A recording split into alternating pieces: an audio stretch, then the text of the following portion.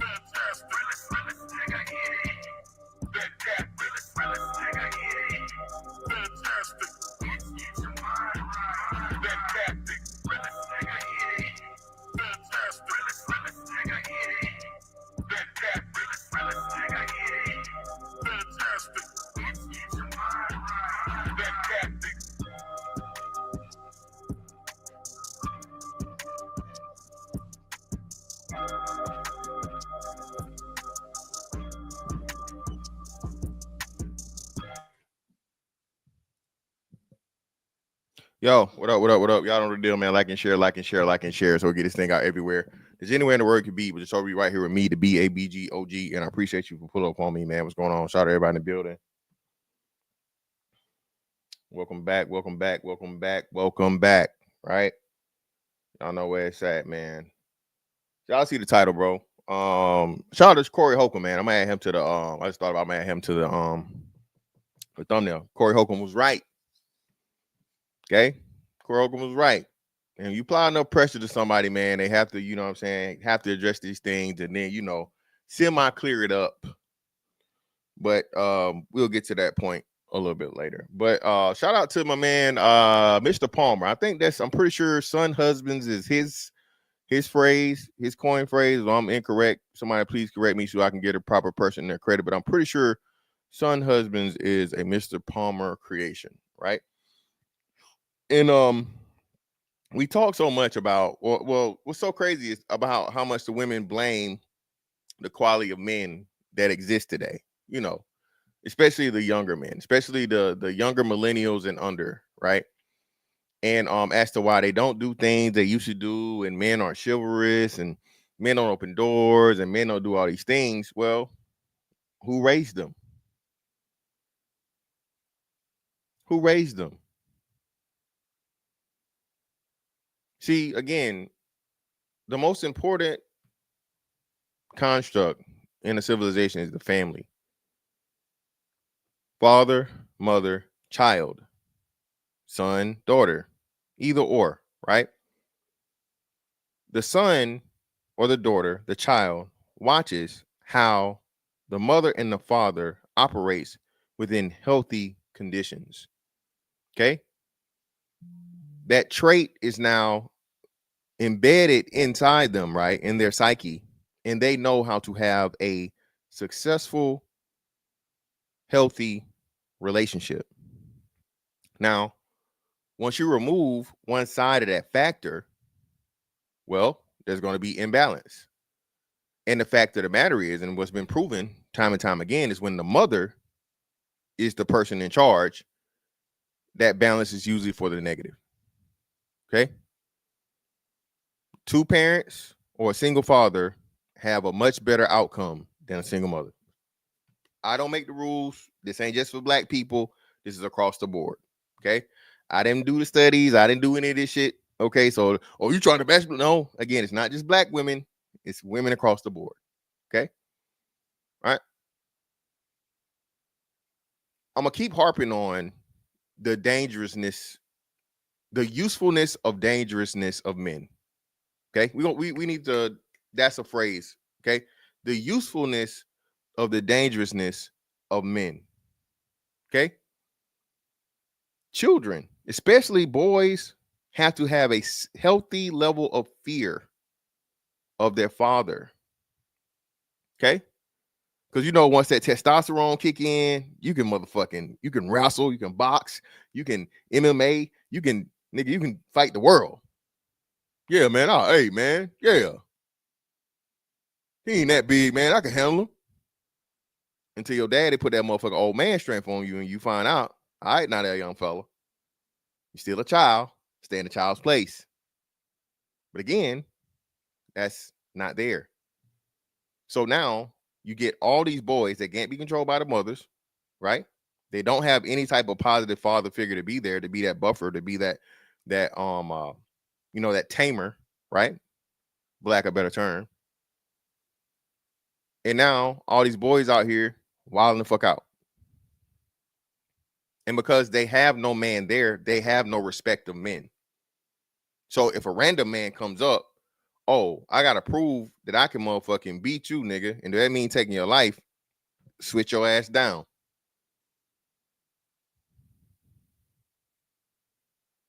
Yeah, nigga. Remember the dad that got fucking shot over trying to protect his daughter? And I think it was Baton Rouge.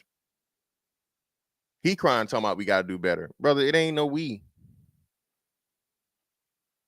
Those of us that are fathers, man, and do our jobs, so on and so forth. Hey, kudos to you, man. Shout out to all the fathers out here. The dad's doing the job, or at least the best fucking job you can if you have, a difficult co-parent, right? Nobody wants to even talk about that point, but I don't want to get off the tangent on that. But this is the importance, and this is why the black community is in such shambles, because the father has been removed. The respect of the father has been removed. Like the acknowledgement of the father has been removed, and therefore there's no importance or place for the men. Now the boys are growing up worshiping their mothers. We about to give you a couple of cases. Everything. Treating their mothers like they girlfriends. The mothers treating their sons like they fucking boyfriends. This weird ass Oedipus complex. I think that's why black women love using that whole, yo, mama black. Why you don't want to be in a relationship with somebody like your mama? No, you stupid, dumb, weird bitch. No, I don't. I don't want my dick around anything that looks, resembles, or reminds me of my mother. Okay? Instant fucking,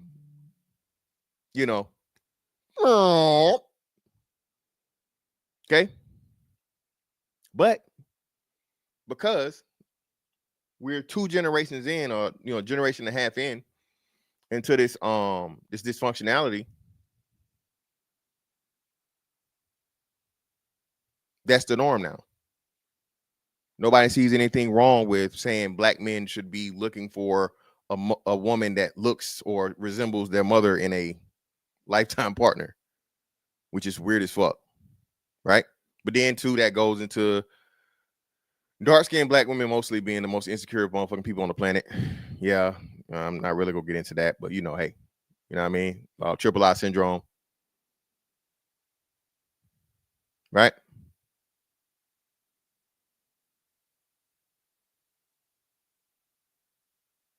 Hey, appreciate you, fam. Hey, man, I try, man. I fought for that shit, dog. I appreciate y'all and y'all acknowledge that shit, man. It wasn't easy. I gotta walk 5 miles. This would be great background. Oh shit. Well, damn, brother. Damn. Hey, get them steps in, brother. Health is wealth. Hit the like button for me, people. But yeah, man. This is why we are where we are. And this lady right here, man, is gonna say something quite impactful and powerful as to how weak society has become. The hatred of men makes weak men and weaker everything else. This is why kids can't, they can't fight no more. Everybody want to shoot some, want to kill some, and everybody cool with that shit. And it's like, bro, again, I'm gonna say this: stress, be it mental or physical, is necessary for growth. Adversity is necessary, okay, to improve from a sociological, from a biological standpoint. Okay, this is why they tell you. They used to say it for my grandma and them, right? You better let that boy get out there and play in that dirt. Of course, once their immune system is somewhat built up, right? You don't just throw your motherfucking newborn baby, you know what I'm saying, out in the hog pen. All right. Don't you niggas take it too far. You know, motherfuckers like to get super technical. But after a certain point in time to where, and I would say, if I go back and I can remember, grandmas didn't want the baby, or they wouldn't suggest the baby be out no earlier than, like I say, like 6 months, right? Why you got this baby out in this cold? I seen it happen. Put one in the chat if you seen a black grandma check a young lady, but you know you don't need to have that baby out here in this air. You got that baby all out here in this air. You need to get back to the highs. That's gone though. That's gone, man. That's not even here anymore. You feel me? These girls be out, got the baby dressed with the little Jordans on and a big ass, dirty ass chain. And this one lame ass nigga on fucking what's name, bro, had like some money, dirty ass money, and something else in a chain all over his baby. Baby was newborn, fresh out the damn womb. This motherfucker got a stack of dirty ass money, and fucking what's name. He posted the shit to Instagram. It's not even, common sense for the people even to be there with the wisdom, be like, hey man, don't do that shit. Get a babysit. But once the baby's immune system is somewhat, built up, now you let them start wandering around. You let them go around different kids because they have to be introduced to germs. They have to be introduced to, some types of viruses. They have to be introduced to certain things so that the body learns how to build antibodies. Who remember chickenpox parties? We don't even got chickenpox no more. Apparently, you know what's crazy? Bro. I didn't even realize it till I had my kids. Kids don't even get chickenpox no more, y'all.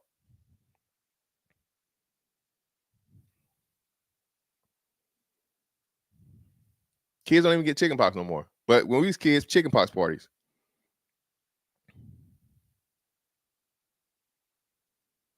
Right? Just so you could go ahead and get it out the way. Your system build up immunity. You get over it, and hey, it is what it is. But everything now is so, oh, I need a safe space. I'm triggered. I don't agree with that, so I don't want to hear it. Echo chambers and all this other shit, bro. That's another thing too. Listen, these cults. This is why these cults form so easy. People don't want to be challenged. People don't want their ideologies challenged at all. Motherfuckers just literally want to, be in a trance. They just want to be mesmerized with whatever they fucking ideology is, no matter how flawed it is, no matter how much you can disprove it, no matter how, you know what I mean? Like you FBA niggas, bro. Y'all got to be stopped. FBA niggas are becoming a cancer, bro. Jesus Christ. Y'all motherfuckers might be 5 years old now. Y'all are offshoot of another fucking thing that just started like maybe 7 years ago. And now y'all saying y'all determining who black and who ain't black and where your family from. Soon as a motherfucker you're a tether. You don't believe in the reparations? You're a tether. No, nigga, it's not gonna happen, bro. I don't believe in it, for real. I mean, shit's not gonna happen. Why y'all say to talk about it? How about we fix the shit we can fix and get better instead of waiting on the motherfucking government to cut us a check? No, nigga, you step and fetch it. You tap dancing for the white man. You a part of white supremacy. No, dumbass nigga. I'm gonna say it again. No. Instead of us sitting the fuck back and waiting on the check to get cut, it's never gonna get cut. How about we fix the shit we can fix? No, so you protect the white man. Man, get your stupid ass out my face, man. Go on, get the fuck on. Go on. Go argue with the motherfucking foreign niggas. Okay? Got to, man. I'm sorry, bro. I got to. This shit is out of hand. Anything led by Tariq Nasheed, bro, is just out of hand. It's crazy. But let's listen to this young lady right here, man.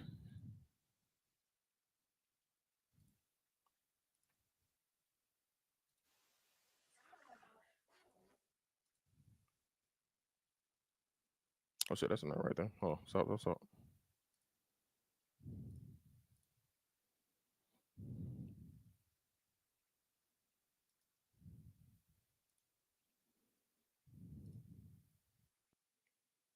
Not exactly sure how it's happened, but I'll give you my take on it, right? We've never talked about mental health more before, yet somehow we've become weaker because instead of building emotional strength, we've built a culture that rewards emotional fragility. We've made it. Who does that? The women. Oh, my baby. The women. Now, of course, you got some hard, tough ass moms out here, right? But mostly, that's the father's job. What you crying for, boy? Get up. Try again. Use your words. What's the matter? What's wrong? Stop all that fucking crying. Ain't nobody trying to hear you cry. You hurt? No, I know you're not hurt. Okay? So what's wrong? Okay? Is that something worth to be crying about? So why is you crying? Again, man, I told y'all listen, man.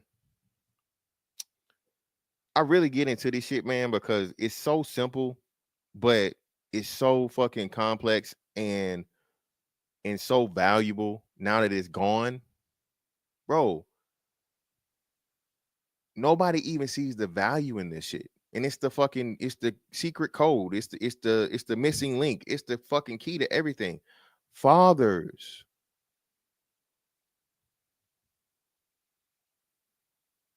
You ain't gotta talk to him like that. Yes, the fuck I do. I told him once. Okay. I'm using a harsh tone the second time because the third time ain't gonna be no talking. So you gonna sit back. I got this. That's what the world gonna do to you. When you run into that asshole cop and he whatever, he being a bitch, he being an asshole, but he got authority over you. So what you gotta do? You gotta eat that shit. It's gonna be times in life. Ain't nobody on this motherfucking planet, bro. Nobody just done ever had their way their entire life. Not Genghis Khan, not motherfucking the Rothschilds and the Rockefellers, not a king, not a prince, not a president, not a whatever. Somebody that been told no at some point in time in their fucking life. And you need to be taught that earlier on in life so you know how to deal with it. Now, of course, things change as you gain power, but even that, right?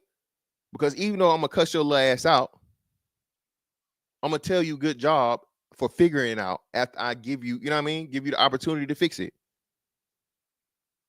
But again, that's been lost specifically for us. What's the first thing these hoes tell you? You need to go get therapy. You need to go to therapy. You need to go to therapy. You need to go to therapy. Bitch, have you been?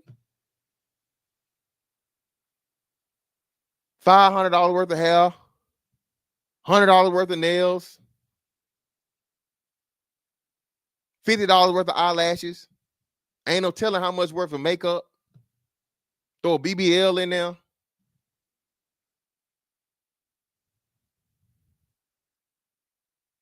Done worked all on your body. Mine fucked up.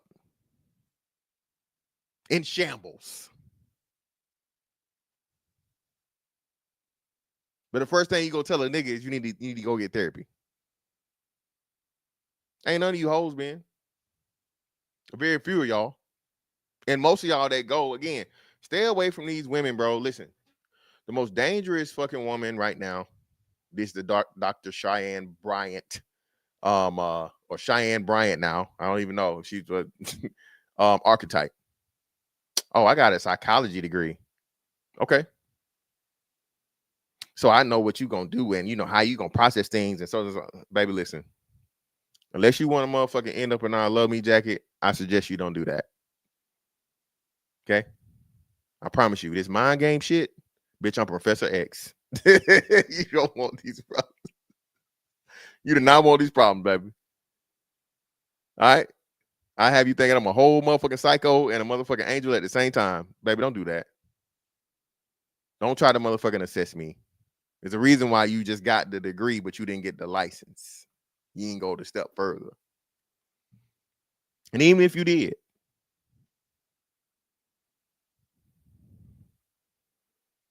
normal to break down over minor inconveniences. We've convinced people that if something makes them uncomfortable, it must be harmful. We've created a world where feelings aren't just acknowledged, they're treated like the absolute truth. And Oh my God. Thank you. Listen, feelings will never be over facts. I don't give a fuck about your feelings, bro. I don't. Oh, you so harsh. You so crash. You so this. Bro, I'm a man. I'm living in the world. Nobody ever gave a fuck about my feelings. 9 times out of 10, the feelings really don't matter. What There's a problem, what's the solution? We have a goal, how do we complete it? You can cry about it and all that shit after the fact. All that does is delay us getting to the fucking point. What are we trying to accomplish? We can argue, we can fight, we can cry, we can laugh, we can do fuck. Take the emotion out of it, man. I want to get this shit done so I can do what the fuck I want to do. But this is again. You know what? You take your ass over there. I'll do it. I don't. You just don't be involved.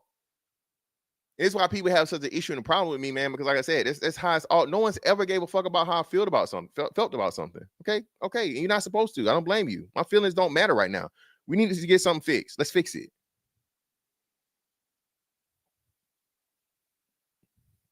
Let's fix it. Figure out a way to fix it. If you don't like me, I don't like you. Fuck that. Okay, we can motherfucking fight after this shit if you want to, but let's fix this shit first.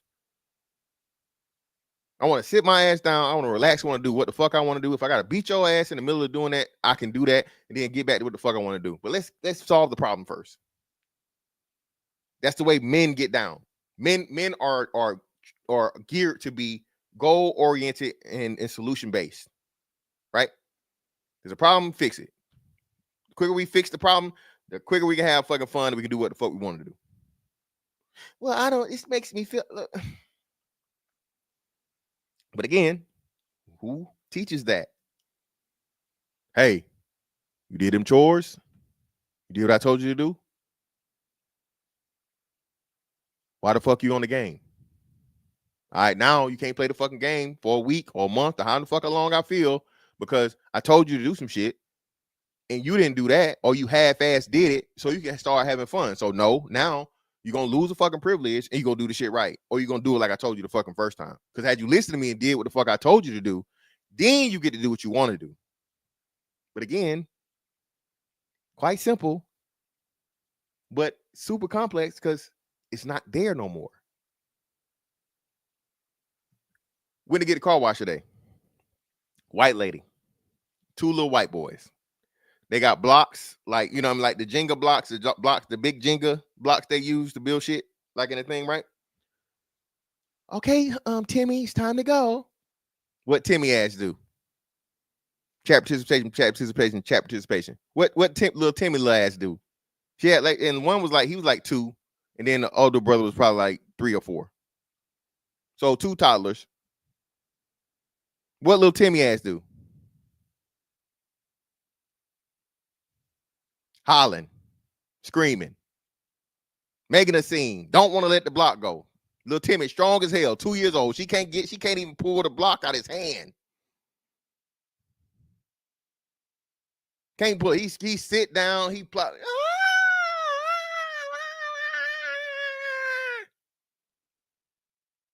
Some little random white man talking about, yes, ice cream, blah, blah, blah. Should have motherfucking, hey, little Timmy ass out. Listen, he wouldn't make eye contact. I was trying to motherfucking burn a motherfucking hole through Timmy's soul. You don't shut your little ass down and shut the hell up. That's another thing too. That's that dad look. That dad look, nigga. You never went up to your kid's school or something, a little kid motherfucking acting up some shit. You look at him, watch yourself, little motherfucker. You gotta mumble the cuss words. Sit your ass down.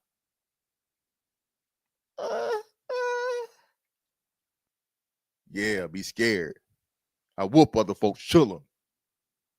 You hear me? we know that feelings are not facts. And here's what that looks like in real life. Discomfort is mistaken for danger. If a conversation makes you uneasy, it must be toxic.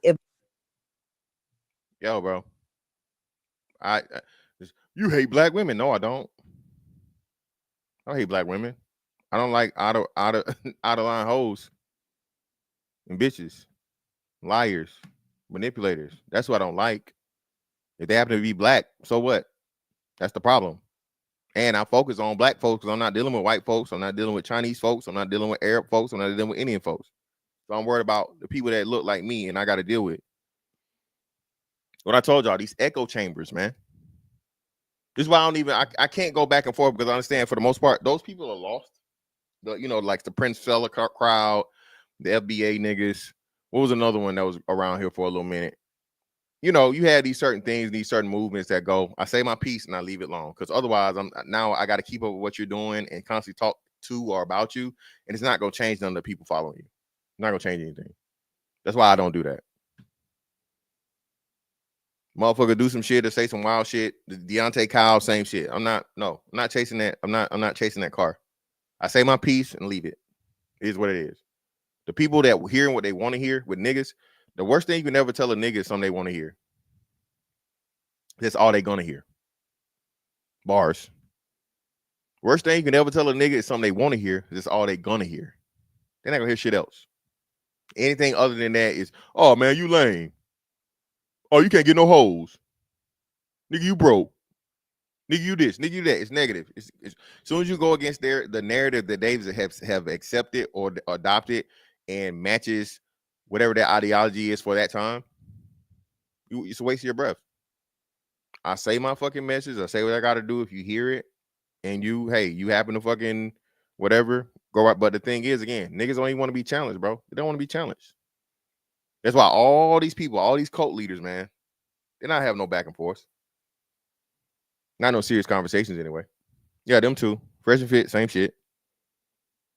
Same motherfuckers that talk shit about these hoes, but their whole show is centered around the hoes. No, see the women are just there. They're not really the. Come on, man. But hey, I was like the first nigga to expose that way back in 2020 before they blew up. If a person challenges you, they must be unsafe. If a situation feels hard, it must be harming you. Boundaries are also being used as walls. Instead of learning how to have difficult conversations, we shut people out completely. Nobody wants to hear shit they don't want to hear, man. And that's how you become better as a person. That's how you become more well versed. That's how you defend your belief system better. The way you become a better anything philosophy wise is having your philosophy challenged, and therefore you having to counter the points that people are going to give to try and, disprove your belief system or your theory or whatever. So whether it be ideological, whether it be scientific, right? The way you make it better is to make it hold up to the challenge. But niggas don't want that. Oh, shut up, man. I'm not trying to hear that shit, man. Shut up, shut up, shut up. The bigger the crowd, the dumber the crowd. The bigger the crowd, the dumber the crowd, man. Instead of addressing issues, we disappear and call it self preservation, or I'm protecting my peace or my mental health. Struggle is now being labeled as a crisis. We've also blurred the lines between real hardship and normal life challenges. Bro, you got motherfuckers out here that's calling it what are they time displacement challenge or some shit. These new motherfuckers out here saying, oh, I shouldn't have to be to work on time and clock in. It's 5 days. It's only 5 minutes. This is what happened when you start blurring all these lines, man. You start making everything gray, right? No, motherfucker. Order, right? And discipline requires for fucking timeliness. Your ass supposed to be at motherfucking 8. All right? 8:01 is late. Okay? Some motherfuckers fucking 7:55 is late. But that time clock or whatever business you motherfucking checking into, 8:01 is late. No ifs, ands, or buts about it. Now, of course, there will be extenuating circumstances, but if you're constantly there every morning at 8:01, you're the problem.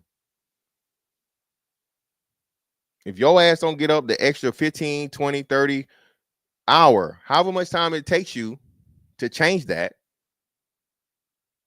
It's your fault if and when you get fired, or they write your ass up. But this is something that we're allowing fucking these new weak ass motherfucking Gen Z motherfuckers to challenge because they lazy. And like I said, it's across the board. This ain't just black people. This is across the board because again, the father shit has decreased and declined with everybody. We just the worst, you know what I mean, the worst examples of it. Right? So once you understand this shit, man, this is why everything is fucking, going to hell in a handbasket, as they say. And instead of navigating stress, we call everything overwhelming. Instead of working through difficulties, we assume that we're just burnt out. We protect feelings over growth. And instead of asking, what is this teaching me? We ask, how do I make this stop? Instead of Exactly, man. It's like they said, hey, one of the things they used to say in church, God, don't move the mountain. Give me the strength to get over it. Okay? Don't ask God to move the mountain. Ask him to give you the strength to motherfucking climb that motherfucker. Because if you move it, what did you learn? If you remove an obstacle, man, how are you gonna get stronger? How are you gonna get stronger, how are you gonna know what your limit is? You have a physical limit, you have a mental limit, right? How are you gonna know what those are if they're never challenged? If you never even get close to those limits? Again, man, life is about stresses, and those stresses making you stronger in any way, shape, form, or fashion. You having to think your way through things. You having to fucking control your emotions in situations. You having to physically exert yourself, right? Usain Bolt is motherfucking fast as he is. The motherfucker didn't just become the fastest man in the world. No, he had to fucking keep running and keep running and keep running and keep running and keep running. And once you become that, then he had to keep running to beat himself. Not just everybody else in the world, but say, hey, I know I'm the fastest man in the world, but I want to be faster than me. That's the other level. That's this level right here. A lot of disrespect going on out here right now. All this Bean respect, bro. All this Kobe Bean Bryant respect. That shit right there, that's rare, man. Pushing yourself beyond the fucking limit, saying good enough ain't good enough, wanting to be the fucking greatest, wanting to be the best at whatever your craft is, whatever your niche is. You know what I mean? Trying to be that person that everybody motherfucking know, even if your name don't get out there, they know who it is. All right? A wink from the master, bro, is worth fucking all the claps of the crowd. Okay? If I know a motherfucker that's that motherfucker, the expert in some shit, and he give me that nod, all right, or he walk by, he give me that pound, I see you, young fella, bro. That's a life achievement. You feel me? Because you know someone that's a master of it sees your dedication, sees your hard work, sees your results, and they're good enough for him to acknowledge them, and nobody else even notices it. Nobody else even really see what you're doing. They just, they're being entertained. But the technique of it takes an expert for that shit. That's why when we want to learn how to do some shit, we not just, motherfuckers clapping and hooray and hurrah. No, I want to go to the person that knows how to do it. I want to learn from the, you know what I mean?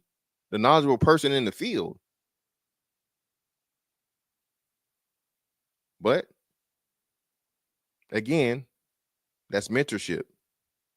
That's leadership, which normally comes from who and what?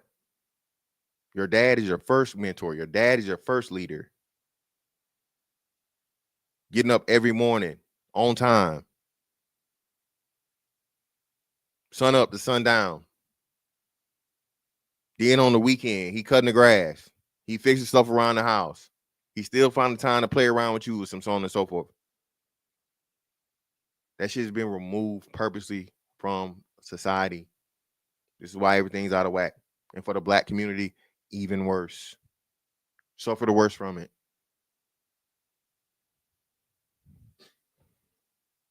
Instead of allowing emotions to come and go, we obsess over them like they define us. We've created a mindset where people believe that emotions should be protected instead of processed.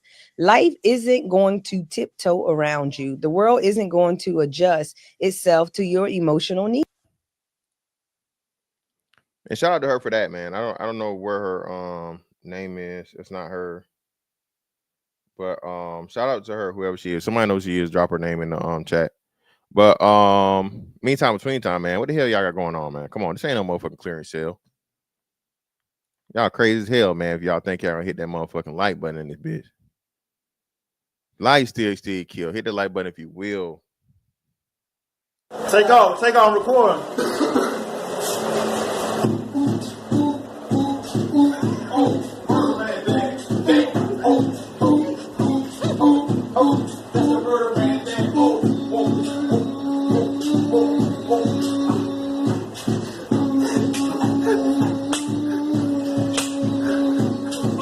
Real more shit, man. That's why more bodies, man. Done more bodies right now, man. That real more shit, man. G up in the building, man.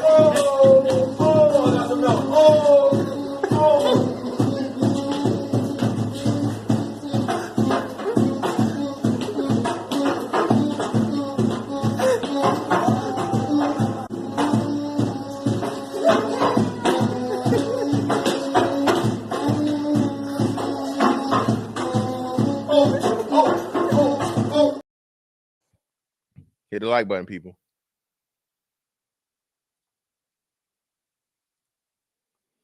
Now, this one right here, they reported it now, but this was an old story, so I started with this one.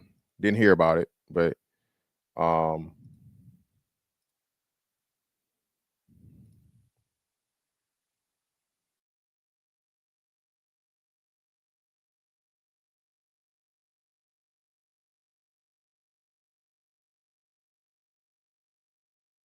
back in 2022, this young fella right here, well, I'll let them tell you.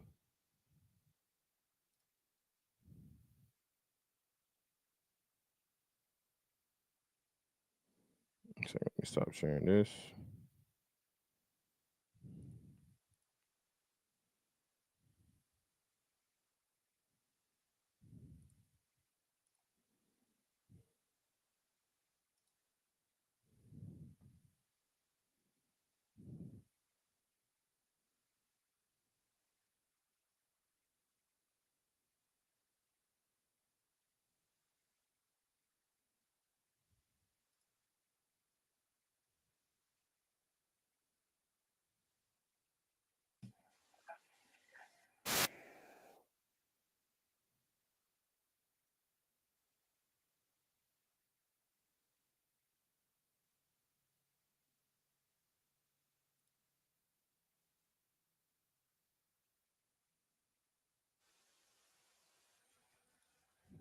Right now, court documents reveal a man is accused of luring a group of squeegee workers to a home and shot them back in May.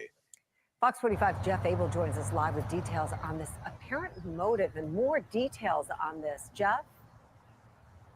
Well, detectives here are describing this as a case of revenge from a man angry at squeegee workers for stealing some $2,200 from his very own mother. Police have arrested Shamil Dixon, who detectives say lured 3 squeegee men. Now, neck tattoo. He looked like he might be mixed with some shit. Right? Nigga name. Yeah, this still for that solid, so I'm gonna show the thing too. Hey man, look out for your granny and your parents and shit, man. Tell your parents, bro, don't be motherfucking reading no QR codes. Don't be handing nobody your phone. None of that shit. Okay. Look out for your people. You know, old folks don't know nothing about no damn technology, man. And these dumbass kids running around here doing this prank where they making like the Apple Pay sound or some shit. Sound like they taking money from people. They gonna fuck around and get laid down, man. Y'all go learn on all this prank shit. But just think about this shit, man. So this nigga picked the niggas up, lured them to a crib, and I think he shot 2 of them. into his truck with the promise of a job, but wound up shooting 2 of them instead. Detectives tell us that Dixon drove the 3 to Edmondson Avenue, where he demanded to know who did this to my mom, and then pulled out a gun and began firing. A 17-year-old and 23-year-old were injured. A third victim fled the scene unharmed. The incident happened back in May, but with the help of surveillance footage and license plate readers, detectives managed to identify Dixon and arrest him last month.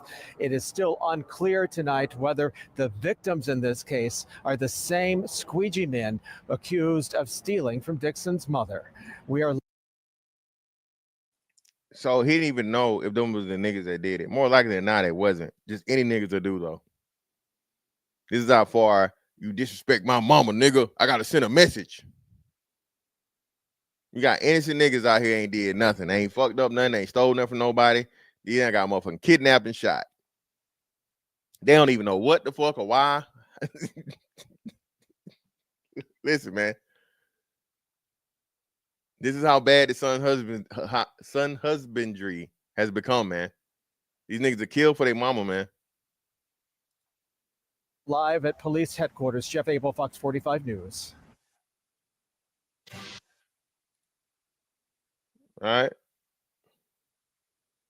Then we got this one right here. I can't show this one because it's an actual, you know, what's the name? So I'm gonna have to hold it.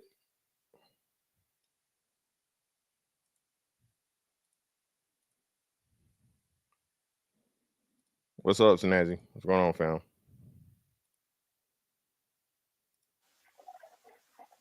All right, so that's a girl. That's his mama. What we doing? What you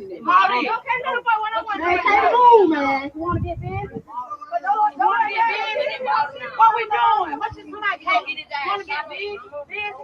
What we doing? What we doing? Okay. And let me see. And as you can see, y'all think you going to jail. knock the motherfucker down the goddamn. Knock them down off the motherfucking off the hill, man. His mama fighting some girl, right?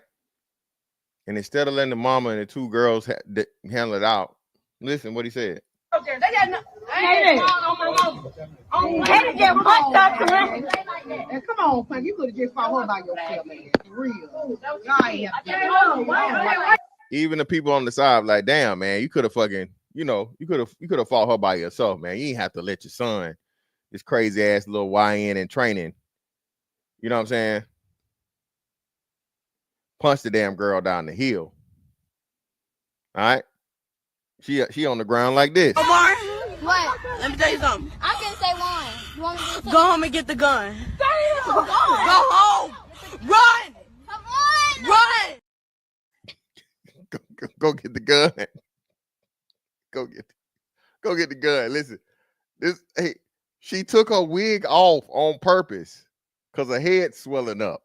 Okay, that little nigga hit her so hard. Hey, that's another part of the studio mansion. Listen, another reason why these niggas beat on these bitches. My mama said, I don't give a damn if it's no girl. You don't let nobody hit you. Your dad would be like, hey, man, we ain't gonna be out here. We can't motherfucking have that on our name. We out here beating these bitches, bro. So if you got to slam them or you got to grab them, you got to hold them, do that. But don't never punch her, bro. Don't hit her. You can tussle, you can wrestle, you can, hold her down. But, bro, no, you can't hit no girl, bro. All right? As much as we say that shit, we know what the outcome is going to be, and it's not worth it. But listen, when I tell you your ass will get the meanest rear naked choke you ever got in your life. Okay? You make a bitch pass out one time, nigga, she don't want no more. The Sun, Cree. The Sun. I had to skip past it because you can't show actual fights. Exactly, man. Yes, restrain, hold her down, all this other shit. Of course, unless you have a weapon. She got a weapon. Hey, all bets are off. How you do that? Get You know what that bottle? She pregnant. She pregnant. Don't make it back up. With that bottle, y'all don't need to back up. And now he got, and listen, and I didn't even realize this. The nigga got a bottle now. So not only did he steal off on her, right? He snuck her, knocked her down the fucking hill. She rolled down. They claimed that she pregnant. He got a bottle ready to hit the girl with a fucking bottle.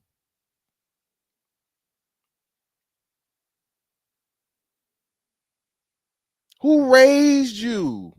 These ain't shit mamas. These ain't shit birthers. That's who raising these little niggas. What happened to the quality of men? Ask the women that raised them.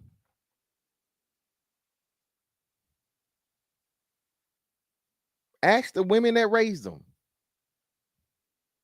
Hey, come on, man. Don't let my kid her, man. Hey, man, that was fucked up. And everybody in the back, man, that was fucked up, man. You ain't have to goddamn hit her like that, man. Goddamn, bro. They could have just fought one-on-one, bro. You know. Oh, she just swung on my mama with the head. Hey, man, Peggy can have her own, Kaden. Kaden ass, no, man, she ain't finna touch my mama, man. Fuck that bitch, man. She ain't finna touch my mama. I ain't finna let nobody touch my mama. This nigga would have killed me and you, bro. All right. This is another reason. Another reason why brothers definitely on some no fucking stepdaddy type shit. Man, listen, I'm not finna die over those. No, hey, no. You lie to your son. You tell him some bullshit. Now this little nigga, you know what I'm saying? Trying to play with my life. Now I gotta fucking fight for my life in court because I done had to kill his little ass. This shit ain't just like crazy rhetoric and stupid shit or just like, you know, again, shitting on what's name, man. Niggas really got to start, bro, this shit can cost you your life. That's real shit. Yeah, I know it's rare, right? Hitting the lottery is rare too, but everybody try it, right? So if you willing to do and consider all the positive, you know what I'm saying, lightning in a bottle type situations, you need to consider the negative too. You got to know this little motherfucker, you know what I'm saying? If you come into the life of a woman and that kid's already 14 plus, he done already hit puberty, bro.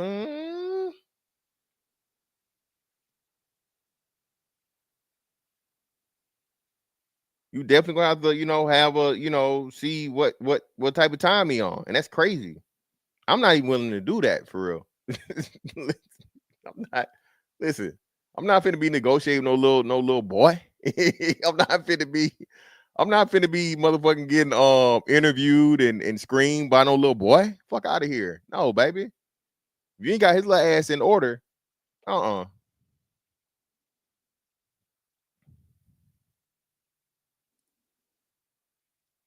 What? Tyler, sir, what? Send me that, bro. You gotta send me that. That's crazy.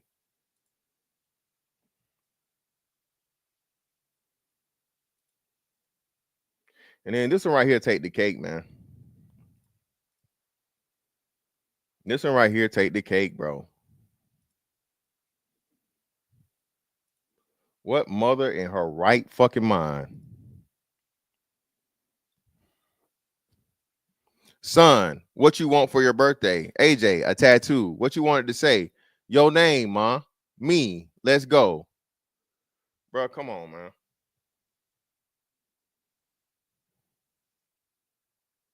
Aaliyah, and it's her. Aaliyah. Leah Bea. Leah Bea. Aaliyah.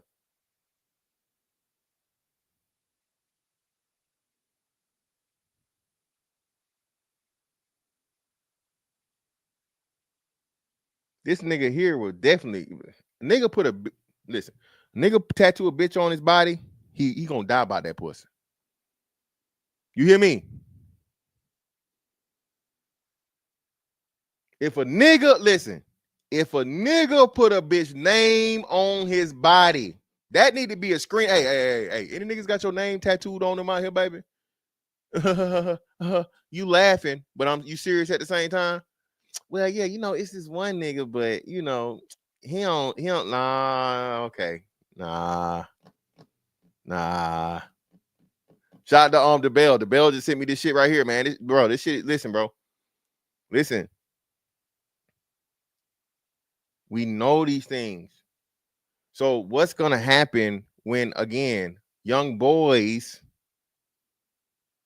are looking at their moms as their girlfriends? And that's weird. That's nasty, bro. What else can you say? I never in my life thought of getting, you know what I mean? That's usually some shit.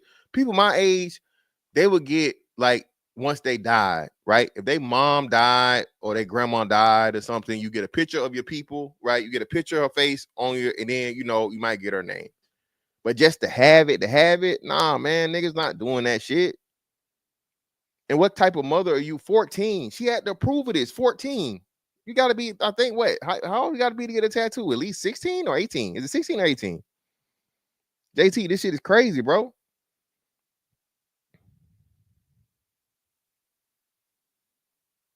Crazy, man. Shout out to the Keela Silver for the 2. Appreciate you, brother.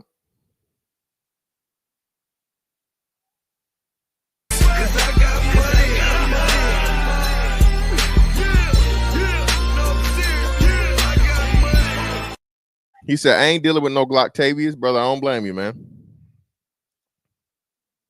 You gotta be 18? Okay.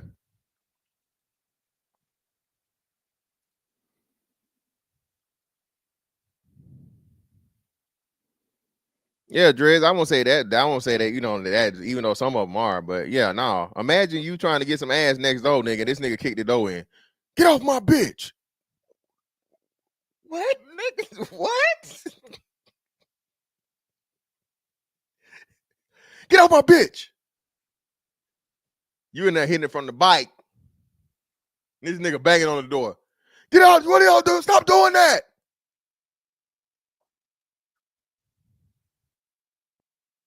Man, this shit's scary, man. But women, stop asking us who raising these boys when it's clear who's doing it. This, to me, this shit right here, this child abuse. Call CPS. I hope y'all find out all you got her whole name. Y'all know wherever she is. Even posing, man. This pose is like, you know what I mean? A little questionable. You feel me? But and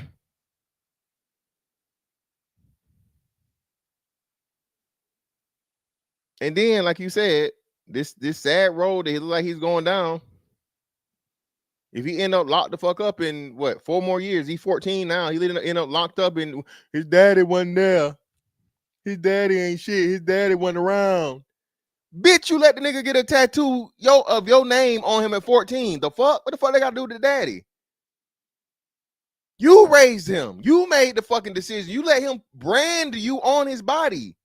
No, bitch, you gonna take full responsibility. Your name is literally on it. You don't hear shit about the daddy. No, baby, your name is literally on this now. You approved it. You paid for this. So don't come bringing the daddy up, bitch. But this is what society allows.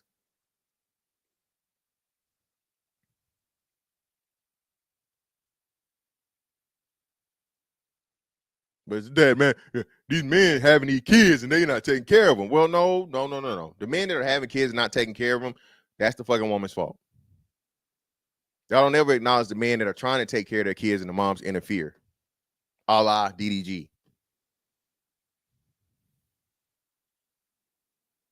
Y'all allow, y'all encourage, y'all support women playing with a man's fucking relationship with his children. A father that really wants to be a father. I hate you niggas. Full stop. No other consideration for it. I hate you niggas. And wish the worst for you in life. Because y'all have no idea how difficult that shit is. You push a man to the brink, you push him to the limit where he's thinking about just not even dealing with his children, bro. Y'all don't give a fuck about that.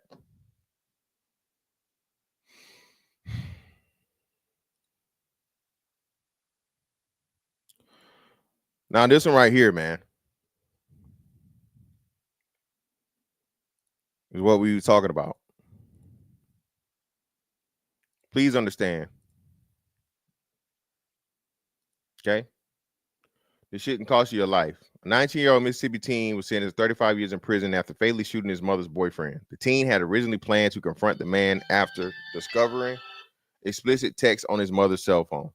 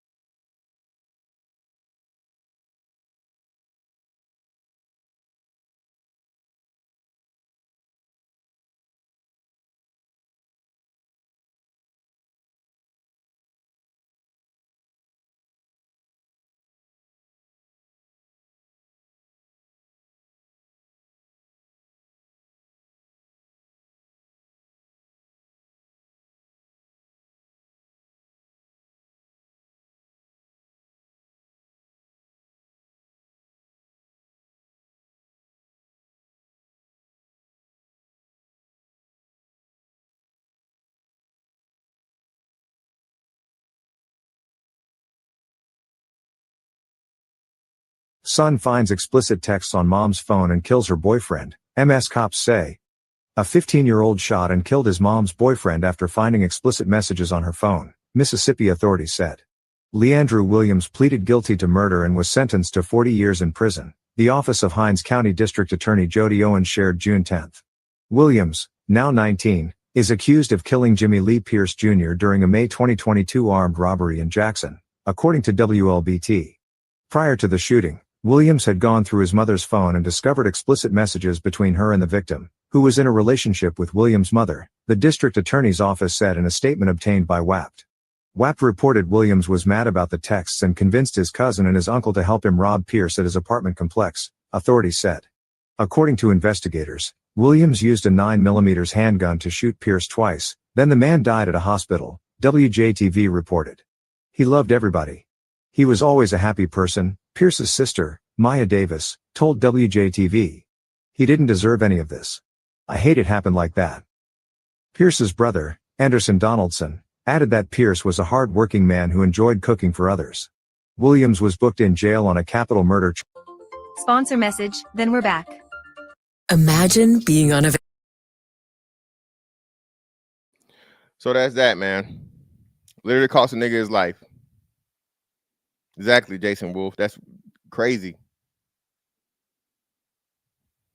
This nigga say he saw something in his you talking, imagine you talking freaky to a bitch, and now some young nigga motherfucking gun button you down. And now you at Uncle Charles over sexting.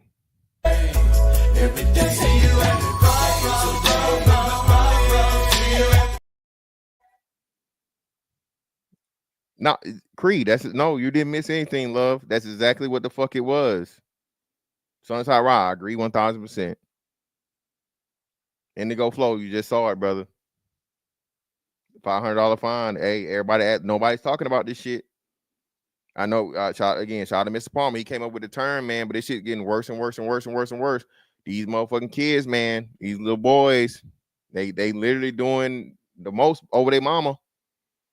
They're looking at their mama like they're motherfucking, like they're their girl. Like that's his bitch or hoe. Yeah, that's another big part of this shit, bro. This ain't just that everybody, oh, you don't want to be a stepdad, dude. You're not too good. Nigga, I'm not finna lose my life over some little bastard that ain't mine. Fuck out of here. Or again, like I said, I gotta fight for my life because I done had to kill this little motherfucker. Damn near beat his ass. You know what I'm saying? You understand that's a lose-lose situation? Say he evened the shit out because the boy did this some time ago. I think he did it when he was 15, right?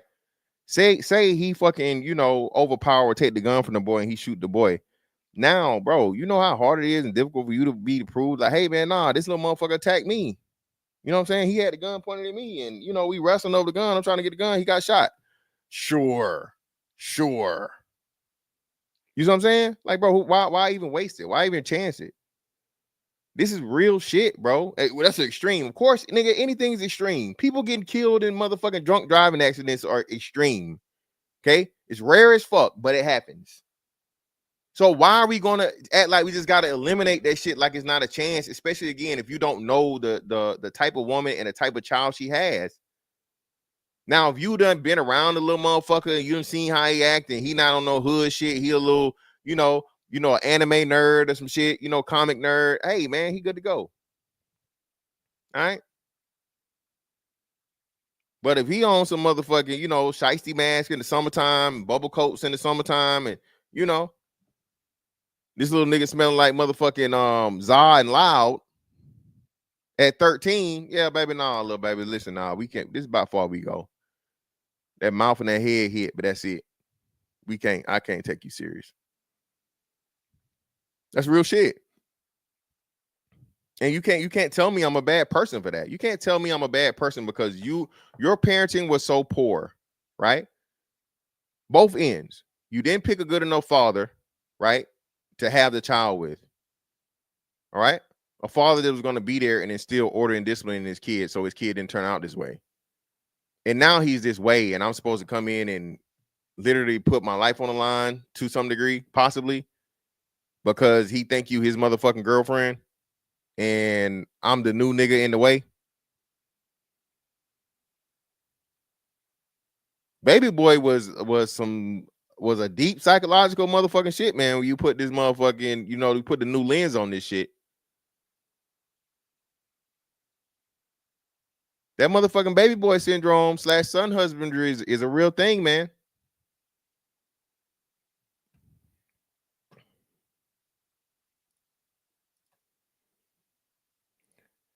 Now, let's get to the main event and topic. Main event and topic, man. We got the alleged, or used to be, Dr. Chyenne Bryant. Let's go. I'm just here to be able to provide tools that can help folks just get to a place of mental health and live a better quality of life. And so let's do it. So first of all, I want to tell everybody I'm in LA right now because I accepted my Gracie Award. So I found this beautiful studio. It is amazing. Congratulations. Thank you very much. What the fuck? This program is intended for information. Be able to provide tools that can help folks just get to a place of mental health and live a better quality of life. And so let's do it. So first of all, I want to tell everybody I'm in LA right now because I accepted my Gracie Award. So I found this beautiful studio, immovable. It doesn't matter what anybody has to say about you. It doesn't matter public criticism. You come across like you know exactly who you are, exactly what you want to say.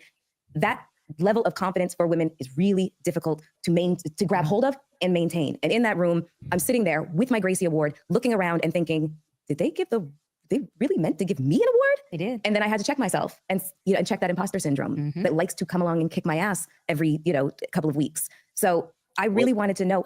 What's a Gracie Award? I don't know. What is that? Is it like a podcast thing or something? What is a Gracie Award? Where did this level of confidence come from? Because I mean, you're young, so most women, it takes them well into their late 30s, 40s to feel settled like that. Yeah, no, it comes from great parenting. To be honest, I was gifted 4 parents. My parents had me as teenagers, so my grandparents stepped in and raised me. But all 4 of them have done a magnificent job at really teaming me up and really making sure that my backbone was very vertical and never making me feel like my trauma was too much, my pain was too deep, or I was too big, right? Or even that I was too small in moments. And so with that kind of parenting, especially, I'm like still to the day at my later mature age, my mother and my father's golden child. I was still the prize to my grandparents. And they did a good job of just making sure it was always, all right, Chyenne, you're spicy, there goes that mouth again, but we're going to make space for that mouth. We're going to make space for that strength. We're going to make space for your bigness. You don't. No.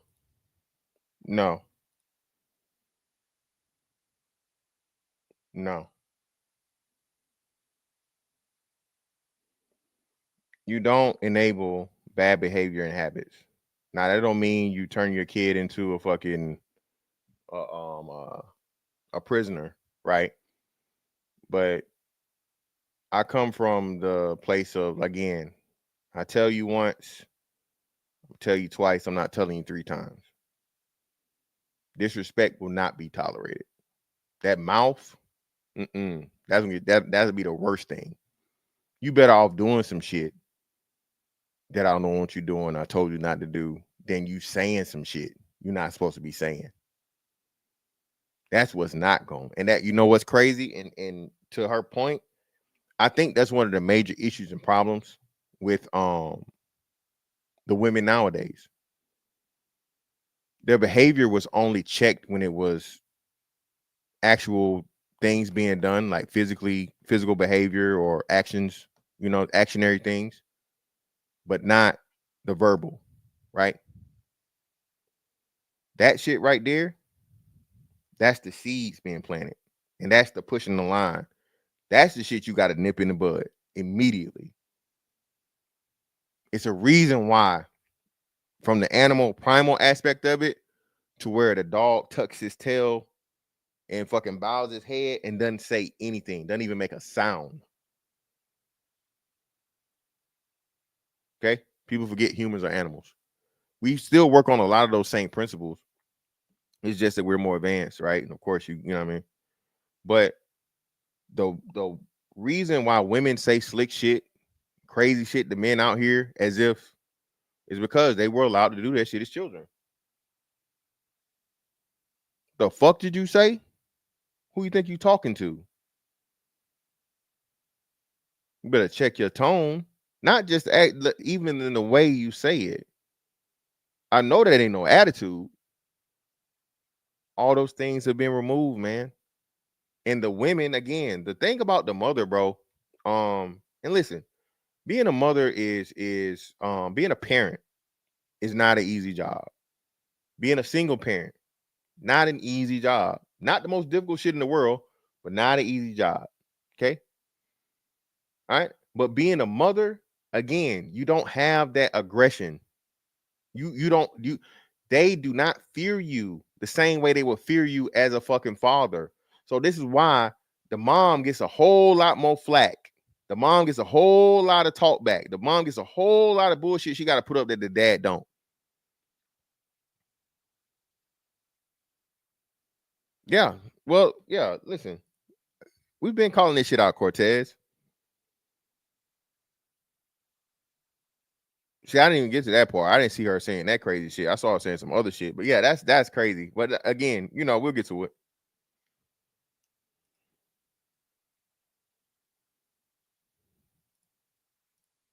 Don't have to shrink. We've created a fish tank for you, but we know at some point this fish tank is going to break purposely, and we are waiting for you to hit the ocean. Shout out to my man DJ Fireproof 45. Appreciate you, brother.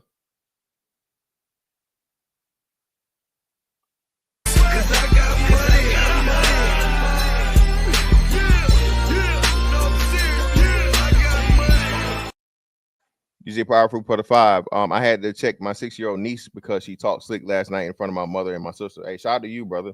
Again, man. Shout out to you. Yeah, man. We don't play that. Especially kids that little. And that's really where it starts, right? Just like any type of infant species. You have to train them early, bro. If you don't break them of those bad habits early, it's harder to fucking get them out of it, if ever. Once they, you know what I mean? Once it's become habit.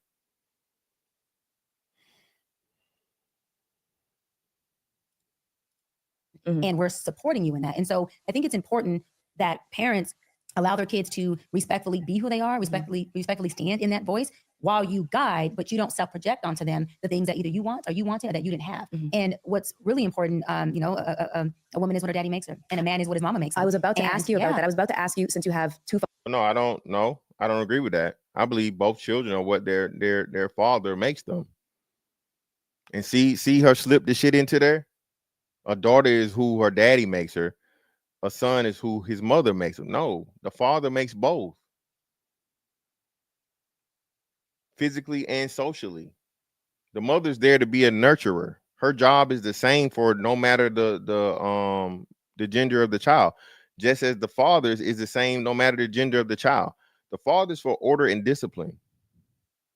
The most important part of a man is the order and discipline that he has and the example he has for manhood. So how the fuck could a mother make him? He's not going to get any of the qualities he need to be a man from his mother. You a doc? You're trying to help the black community by saying this shit? No. But what you're doing is you're secretly saying and you're giving. So let's walk this down. We're gonna walk. So let's see what she's doing now. So what she's saying is she's giving the black women an excuse because, well, all the fathers aren't there. So if the father isn't there, the woman is lost in the wilderness and trying to figure this thing out because she never had the father figure to, turn her into the woman she needs to be. Okay. And then, so for the mother, well, the father isn't there. So the mother had to be the son, the mother and the father for the son. And if the son turns out not to be who he's supposed to be, is because the mother did the best she could with what she had, but she's not a man. So that's really not going to suffice and make a man. That's what she's saying without saying it.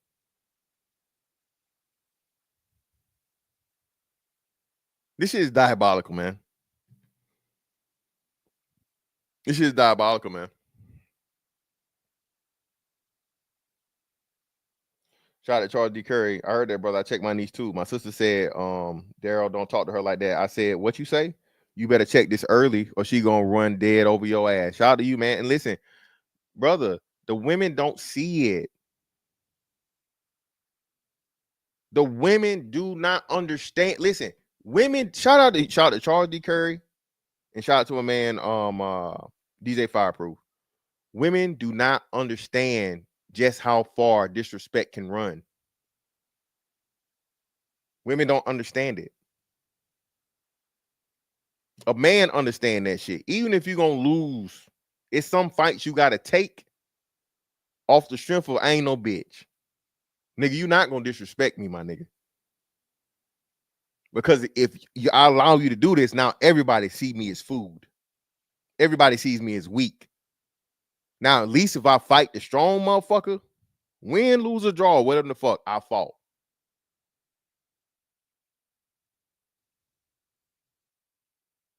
I'm a fucking man. You're gonna respect me as a man. Women don't understand that dynamic, bro. Because women sell wolf tickets, this, that. You ain't gonna motherfucking.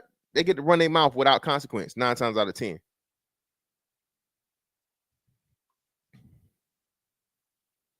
Exactly. You gotta check that shit, man, immediately. Fathers, your grandfather and your biological father, and you said that they're both wonderful. I'm interested to know, what were some of the things that they taught you? We were having a conversation earlier about hypervigilance and how girls are taught hypervigilance about our safety from an extraordinarily young age, and how that manifests in certain behaviors and certain likes and preferences. So I'm interested to know what these two men taught you as you were growing up. Yeah. My father would always say my whole life, he would say, you are the Kobe Bryant of the women. You are LeBron James went in back then. Okay, LJ, so it was Kobe, but you're the Kobe Bryant of the women. Like, you're the Michael Jordan of the women. And it wasn't that he was making me arrogant or narcissistic. It was, as a man, he was shaping my value. As a man, he was shaping my perception and my lens as to how I would view and see myself. And again, the reason why I say woman is what her daddy makes her is because, especially when it comes to relationships, is because how he shapes me to view myself, how I see him as a man viewing me, is going to be the expectation, the bar, and the standard that I expect my man to view me in. Now, of course, fathers who are over the top like my dad was, he doted on me. He just ate, slept, and shit me. I was a daddy's girl, and he had me at 16. So we grew up together. I was his daughter, his road dog. See, his little girlfriend, his little Barbie doll. He had her as a child at 16 years old. So what they tell you about her mama? Now, she had help from the grandparents to instill wisdom, order, all those different things. But how can I take all this advice from somebody that's telling me you had a father that was 16 years old and he's telling you you the best thing in the world where he don't even know, he's not even a man yet? You feel me? You know what I mean? Or like he's early stages of manhood and he hadn't defined himself as a man yet? Of course, you're supposed to. You're as a dad, man, you're the biggest fan. You know what I mean? But at the same time, though, if you don't understand the work ethic of a Kobe Bryant, the work ethic of Michael Jordan, and you're just telling your daughter that she's this automatically just off the strength,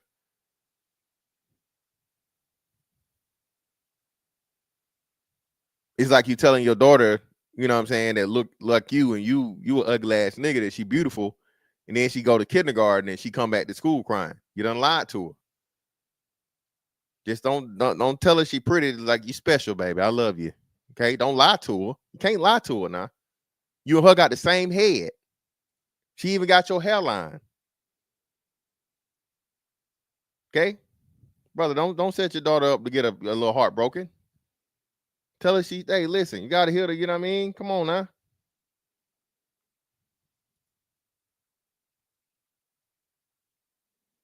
I don't got it. Shit, I got that one. No, I got rid of that one. I think I got rid of that one. No, yeah, you got to tell her this, man. You got to tell her this right here. Don't be telling your daughter she pretty and she look just like your ugly ass. You is kind. You is smart. You is important. Yeah, man. Leave the pretty out. Now she done got her little heart broken. You look just like your ugly ass daddy. Daddy, they said, oh. Don't listen to them, baby. They don't know what they're talking about. But I do look like you.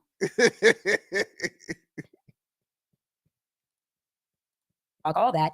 But there was such an intense spoiling in Daddy's Girl that I end up with a very strong fairy tale ideology of how high a man should be treated. And my standards were so high that my dad even had to tell me, like, listen, some of your standards are unrealistic. So see, look, now again, she's telling you in the inverse where she should be telling you, hey, the fault here. And this is why I'm telling, bro, this is why I can't, this is why this shit is just so toxic and so misleading, man, and so detrimental. This woman is setting herself up as the guy, the Moses of changing the trajectory of Black people. And now you're telling us you're not even capable of being in a relationship. Not to mention there's rumors that you don't even like men. That's a whole nother thing. Listen, I'm gonna say this again. An LGBT person cannot lead the Black community nowhere. I don't give a fuck.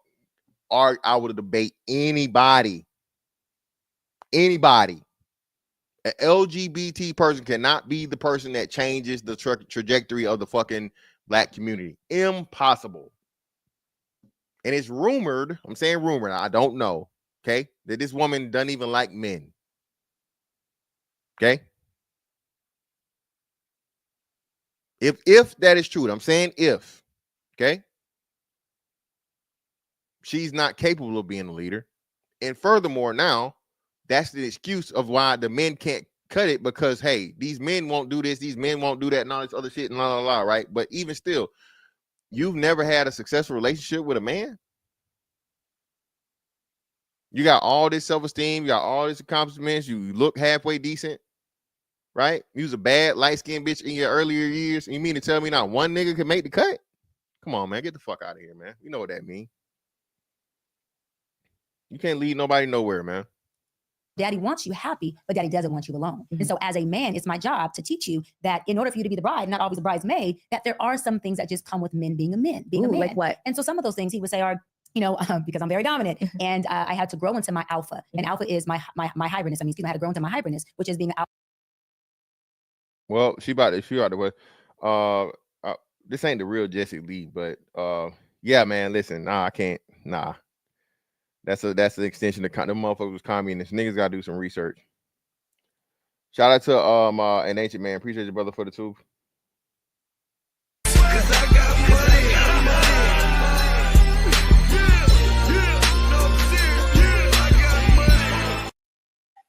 You do realize she's a lesbianist. I don't know. That's what I'm saying. It's rumor, brother. So I can't, you know, you feel me? I can't, I'm not gonna, you know, confirm that because it hadn't been confirmed. That's why I just said it, that it's been rumored. So, you know what I'm saying? I'm not going to say because I don't know. Alpha submissive. I was always growing up more of alpha, more dominant, more dogmatic. And he had to teach me that in that space of being always alpha, you're going to get exhausted. In that space of being always dominating and domineering, that comes off as controlling. And yeah, and that you still are. We hear it in your speech. Any woman that deems herself alpha is not a woman that's relationship material. She's not. That's always going to be a challenge. She's always going to have to fucking tout her accomplishments. She's always going to have to tout her, you know, her position. She's always going to, and you have to acknowledge it. Okay, we're equals. I'm doing you a favor by being in a relationship with you, not the other way around. No matter how fucking accomplished you are. This the attitude this woman says. That's what she's saying between the lines. Any of you niggas. Woman come to you talking about alpha anything, hey, get the mouse. Get the mouth and them legs. That's it, bro. Get the mouth, legs be out. that right there is going to be a headache. Out that alpha woman shit, bro. You know what I mean? It's almost, you haven't even seen my final form of feminism, that type shit. That bitch trying to be the next Tracy Ellis Ross, bro. Hey, get that pussy and be on about your way, man. Exactly. That's what I'm saying. And shout out to Cortez. As soon as she's actually challenged by a man that's a quote unquote alpha, she's gonna immediately default to, I'm a girl. He's trying to intimidate me. I'm scared. Oh my God, he's too aggressive. That shit's a failure. It's a setup for failure, man. Don't do that shit. Don't ever don't do it, bro. As far as taking that woman serious, or partnering up with a woman like that either. That too. Don't do it. I would not even associate with that woman as like business partners or some shit like that, because she's going to fucking put herself out there as powerful and all this different shit, and so on and so forth. And as soon as there's a way that she can get from up under you, bro, she's gonna become demure and defenseless and a poor little woman that you tried to fucking, you tried to push her out of the business or some bullshit. So I wouldn't even do it, bro.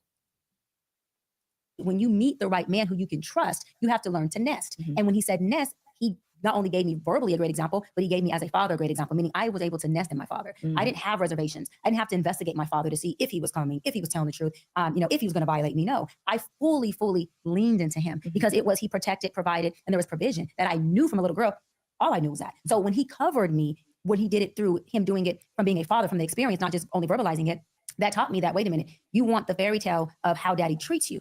But you also have to be able to give men the treatment you give daddy, which is the trust, which is the love, which is the nurturing, which is nesting in him, which is allowing him to lead you. Because my father. Well, no, it's not allowing. And that's what I say. If you're allowing a man to lead you, he's not leading. If you are allowing that man to lead you, he's not leading. You have to check that too, brothers. If a woman says, "Oh, I allow my husband to lead," oh, so you're the leader then? No, that's not what I said. Well, you said you allow him. So to allow something means authority. Well, I'm not his slave. But well, no one said you were his slave. But if you love, trust, and depend on your husband, you wouldn't be out here embarrassing him by saying you allow him to lead you. You're trying to establish dominance in your service. This is the shit that, you know what I mean? You niggas can't get no women. You niggas hate women. You niggas can't get no pussy. You niggas can't keep no women. No, nigga, we just know the game. I see the shit. And I refuse to put up with the bullshit. Baby, you say some little shit to me, bro. Listen, I'm at this point now, bro. Like I said, at this point, bro, around your 40s, bro, put a one in the chat if you agree with this, man. I'll say even earlier than that. Not maybe 35, but definitely like around 37 and up, bro. A bitch can say one thing, bro, and that should have turned you off. And it's like, bro, I'm off that. On to the next one. That, like, when you really get this shit down to a science and you can see the motherfucking bullshit, your bullshit meter, you know what I mean? It's perfected. Bitch say the wrong thing, bro. Hey, I'm out, man. You got it. It was good. Hey, it's good while it lasted, Shawty. Because I already see what you know what I'm saying? You got other plans. Nah, you can't. ain't no lick over here. I ain't Boo Boo the Fool or Willie Lump Lump. Neither now one of them. So let me go ahead and, you know what I'm saying? Or just move your ass, put you on the bench.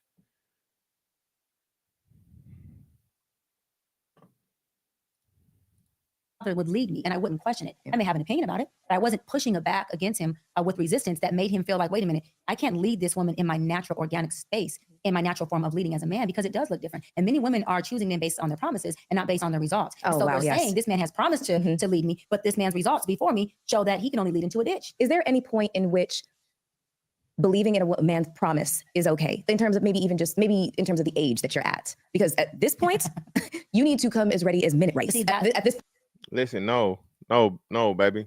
No, I don't have to come shit. Okay?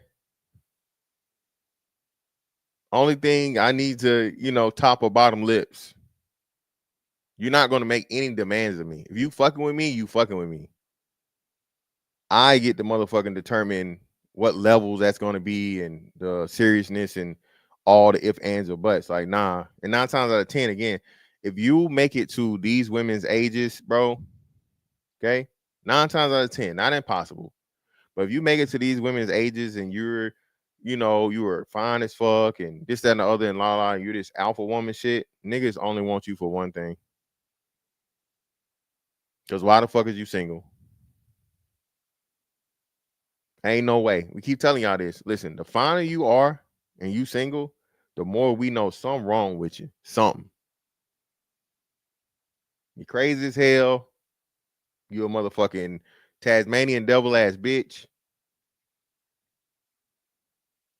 Or something wrong with the pussy. You on that Young Thug. Something wrong with the pussy. Exactly. Listen, man. Yeah, man. What we doing? Hey, they bringing them back, the bill. They bringing them back, man. There's got to be something wrong with you, man. And niggas know. Nobody's trying to motherfucking nobody trying to lock that shit down, baby, in the fucking last 2 minutes of the fourth quarter. Nah, baby. Nah. Point in my life, but maybe when I was in my 20s, a man who said, who exhibited promise would be a little bit more acceptable because, well, I'm not my fully formed self. I've still got, work to do. It's, professionally, personally, maturing and that sort of thing. What do you feel like there's like an expiration date? See, that's where fatherless little girls have a deficit at. Mm-hmm. And this is why fathers are so important, because a father's wise counsel tells his young daughter, that man is full of promises. Mm-hmm. That's called potential. And potential leaves you with potential. What has that man done? I don't care if this man is 23 or 24. What has he done in his schooling? What has he done in high school? What has he done in college? What has he done in his household at home with his parents? Mm-hmm. You're dumb as shit. That's dumb. So you're going to eliminate a man in his early stages of adulthood, right? By what he did while he was in high school, when he was a victim of circumstance. If he was born to impoverished parents or, humble beginnings, what could he do? What could he do? Are you saying if you're saying if he dropped out of high school or some shit, that would be like the worst case scenario, obvious. But other than that, how are you going to make judgments of a man while he's a boy? And again, everything she's saying is elimination, reasons for fucking disqualifiers. These women speak in disqualifiers, not qualifiers. Okay? It's just like asking a woman, well, what do you want to eat? I don't want that. I don't want that. I don't want that. I don't want that. Damn it. I didn't ask you what you didn't want. What do you want? I don't know. It's the same thing when it comes to picking men. They don't know what they really want. They just know what they don't want. And they'll use any and every fucking thing, if it's even similar, to fucking disqualify or eliminate you out of the situation. And hey, man, that's why, again, that's what I say. Listen, this is why these young hoes out here chasing they on the sugar daddy shit, the sugar baby shit. They talking shit about, oh, you a predator. You dealing with that young girl and you 30 and she 25. Bitch, is 5 years difference. Depending on your birthday, we could have been in high school at the same time. What we talking about? No, you just can't. You're not mature enough to deal with a woman your age. Well, okay. Well, what about Dre Michelle and what's her name? Shout out to Lucky. I can't show the thing, but they asked Joy Taylor about that, right? And Joy Taylor initially said, well, for me, that's too young. I can't do that, la, la, la. But, at what point are you a grown man? And it's crazy. Women can always say that, right? When are you an adult? Women can ask a question for a boy, right? Remember, Chief Keef, I think his baby mama got pregnant by him when he was 16, right? Put him on child support at 17 or some shit once he got famous. I checked the other day, the age of consent for Chicago is 17. So she got pregnant by this boy as a 30-some-year-old woman, my understanding, right? She was 30 or damn near 30 when she got pregnant by Chief Keef. Nobody pressed charges. Right? In my understanding, like I said, the statute of limitations for sexual misconduct against a child, man, is should be at least no less than 10 years. The evidence is right there. Instead, what did? They let her put the boy on child support. Once he motherfucking, you know what I mean, blew up. Yeah. See? She didn't do a day in jail. No one pressed the issue. No one cared. But let you be 30 and she 25 or 23 or 19 or 18, you a predator.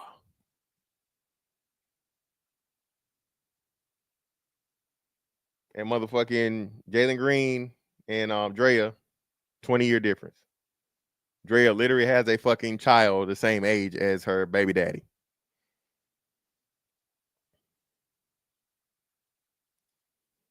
What has he done in his prior relationships? Not just romantically, but friendships.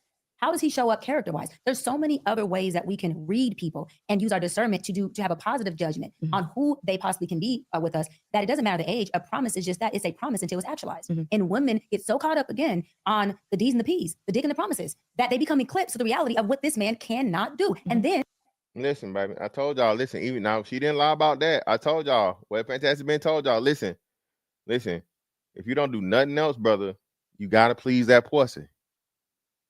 All right, my nigga. If you not coming home from work or pulling up at her crib, and she hitting you with this shit right here. Yes, Daddy, come get this cooch. It's hot and ready like a Little Caesar's pizza, baby. Hot and moist. You're gonna have to lay me on a towel. Let me bend these legs back like a paper clip, bitch. Daddy, come get this cat.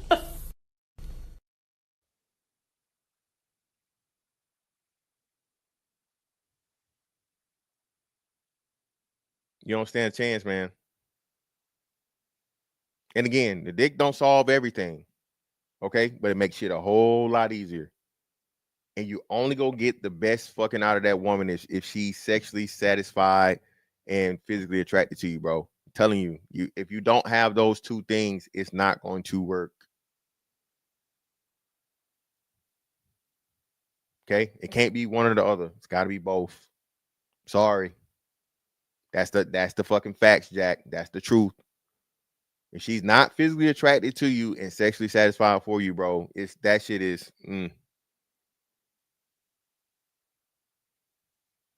Don't be out here wasting a whole bunch of money. Don't be out here wasting a whole bunch of time.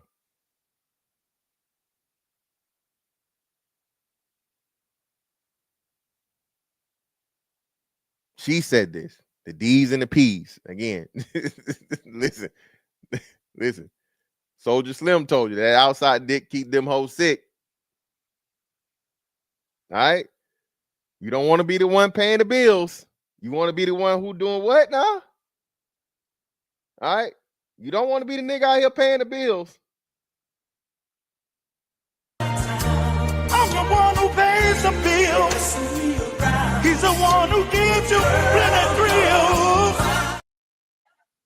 All right? You want to be the nigga giving the thrills, nigga. You hear me? All right? Damn right, silent sir. Yeah, Jeffrey Rice, that's a whole nother thing, though, man. It is what it is.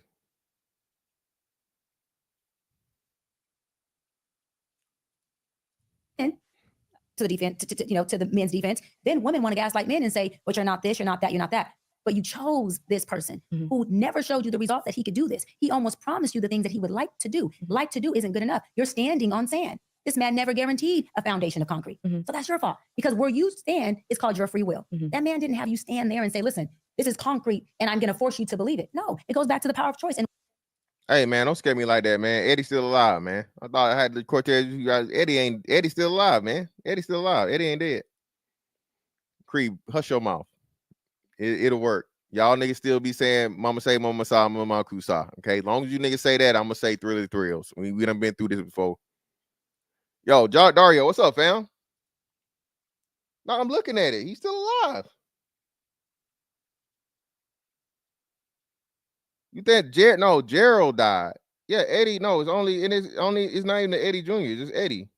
Eddie's still alive, bro. He's 83 years old. Yeah, Gerald's the son. The son died. Gerald died.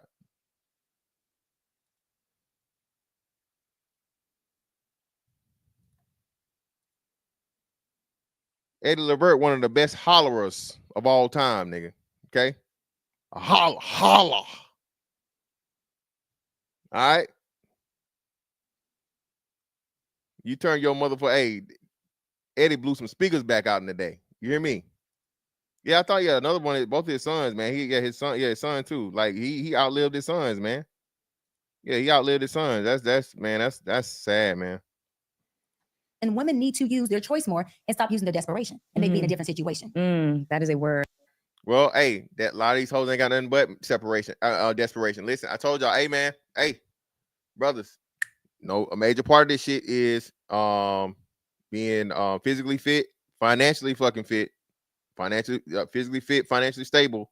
If your ass out here using Afterpay and Shopify and all this other shit, you better be paying this shit on time. That shit here credit report, I think they say next month or July, July. So I hope you've been paying them people their money, because your credit might be finna take a big ass hit. But we know who suffers the most. And we know who been buying and putting all these Beyonce tickets and trips to motherfucking Jamaica and all this shit and not paying the bill. Remember, I just said this like 2 weeks ago.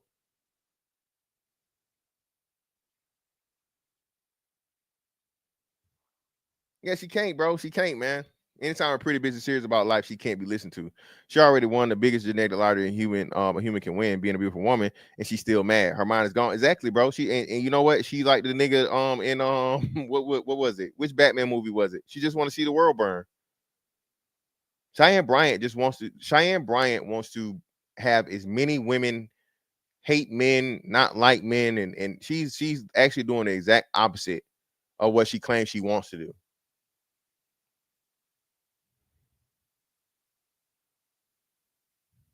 Now, I wasn't a Joker. It was Alfred was talking about the guy in what's his name? But it was it that one? It was the one with Heath Ledger. Yeah, Heath Ledger didn't say it though. Heath Ledger didn't say it. That was, remember, Alfred said it.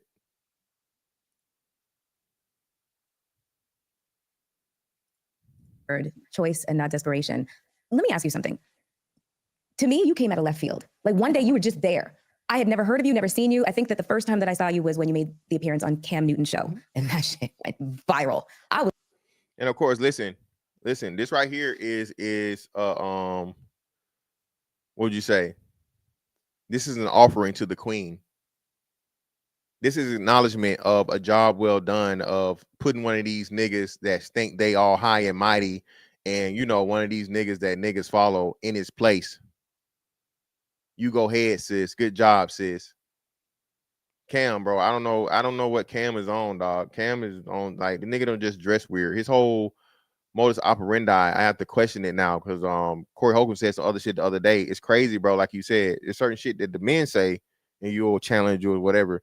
You let K Michelle, a nobody ass bitch that's been irrelevant for I don't know how long, come up here and shit on niggas that way, and no pushback, no nothing. I'll take that. I'll wave the white flag. My nigga, what? You're literally fucking, birthing these motherfucking worst women of the fucking black community, bro. The worst examples that are doing some of the most damage. Was like, oh, I like her. I like her a lot. You just had this sense of fearlessness and honesty, but there was instant backlash from men. Instant. Mm-hmm. And obviously they used the whole, how can she claim to be a relationship expert or a life coach in any way, shape, or form? She's never been married. She's single. She has no kids. It's the blind. Well, yeah. Well, aren't those things relevant? You have no relationship of note, none. You said it yourself. You've had no lengthy, successful relationships with a man. You don't have any children. You haven't raised a family. So how can you have all of these answers? And I know outside of it, you can get, but again, man, you don't know the game until you in the game. You don't know the fight until you in the fight, my nigga. Oh man, I could do that shit, man. This shit, listen, bro. All right, nigga, go to your nearest boxing gym, nigga, and just challenge, the scrawniest person just as long as they've been there over 6 months. See how they work your ass. As people, man, we all have fucking Dunning-Krugers to a degree. You automatically think you're better at something than you actually are, because you're just looking at it and it looks so simple. But until you actually get into doing it. So how is this woman that, again, no record of lengthy, successful relationship with a man, no children, you going to be the person to lead us to success? Come on, get the fuck out of here, man. What you talking about? Leading the dumb, et cetera, et cetera. Do you find that, because now you're everywhere, do you find that the tide has turned in terms of the response that you get from men? Have they started to actually listen to the words coming out of your mouth? So I get a lot of response from men that say, thank you for identifying what broken homes and broken families are. I'm a 23-year-old man. I have 3 kids by 3 different women, never planned it to be this way, but knew nothing else. When I heard you speak, on Cam Newton's podcast, it brought me awareness. It changed my life and I want to be different. I have. Now she gives, single anecdotal experience of a 23-year-old man that's been in and out of jail and in the prison. He got 3 babies by 3 baby mamas, and she's likening that to Cam Newton. Do you see the disrespect in that? See, if you're not really listening, you're going to compare a 3-time notorious nutter, 23 years old, lifetime failure, to Cam Newton. Cam, I hope you're listening, brother. I've been eating in restaurants and men walk over like, yo, look, your doc. Yeah, I am. I just did 15 years in prison. And prior to that, Why do all these prisoners keep coming to you? Why is every nigga you know is a prisoner? And how did these niggas even know you? But then again, we know how they know. Man, come on, man. Not prison niggas is every example. Some of them, but all of them. Your relationship with your children. Oh my God. Yeah, bro. What the fuck what is we doing? It's a dog. It's a little bullshit ass chihuahua. I thought it was a hamster at some point, DeBell. I had to kept looking at the shit because I was trying to watch it earlier. I was like, what the fuck is that? I did create broken houses and broken homes, and I did have a lot of dysfunctions that you talk about. I listened to you while I was in prison, and you changed my life. So I get, from my experience, more of that. But I want. So damn, the nigga just listened to you because everybody knew who the fuck you were. Was like, what was this even 6 months ago? That was this year, right? Or was it late last year? She was on Cam's podcast early this year, right? Early 2025, or was it late 2024? Either way, damn, you changed the nigga's life that did 15 years in the pen, and you changed his life in fucking 6 months. Man, get the fuck out of here, man.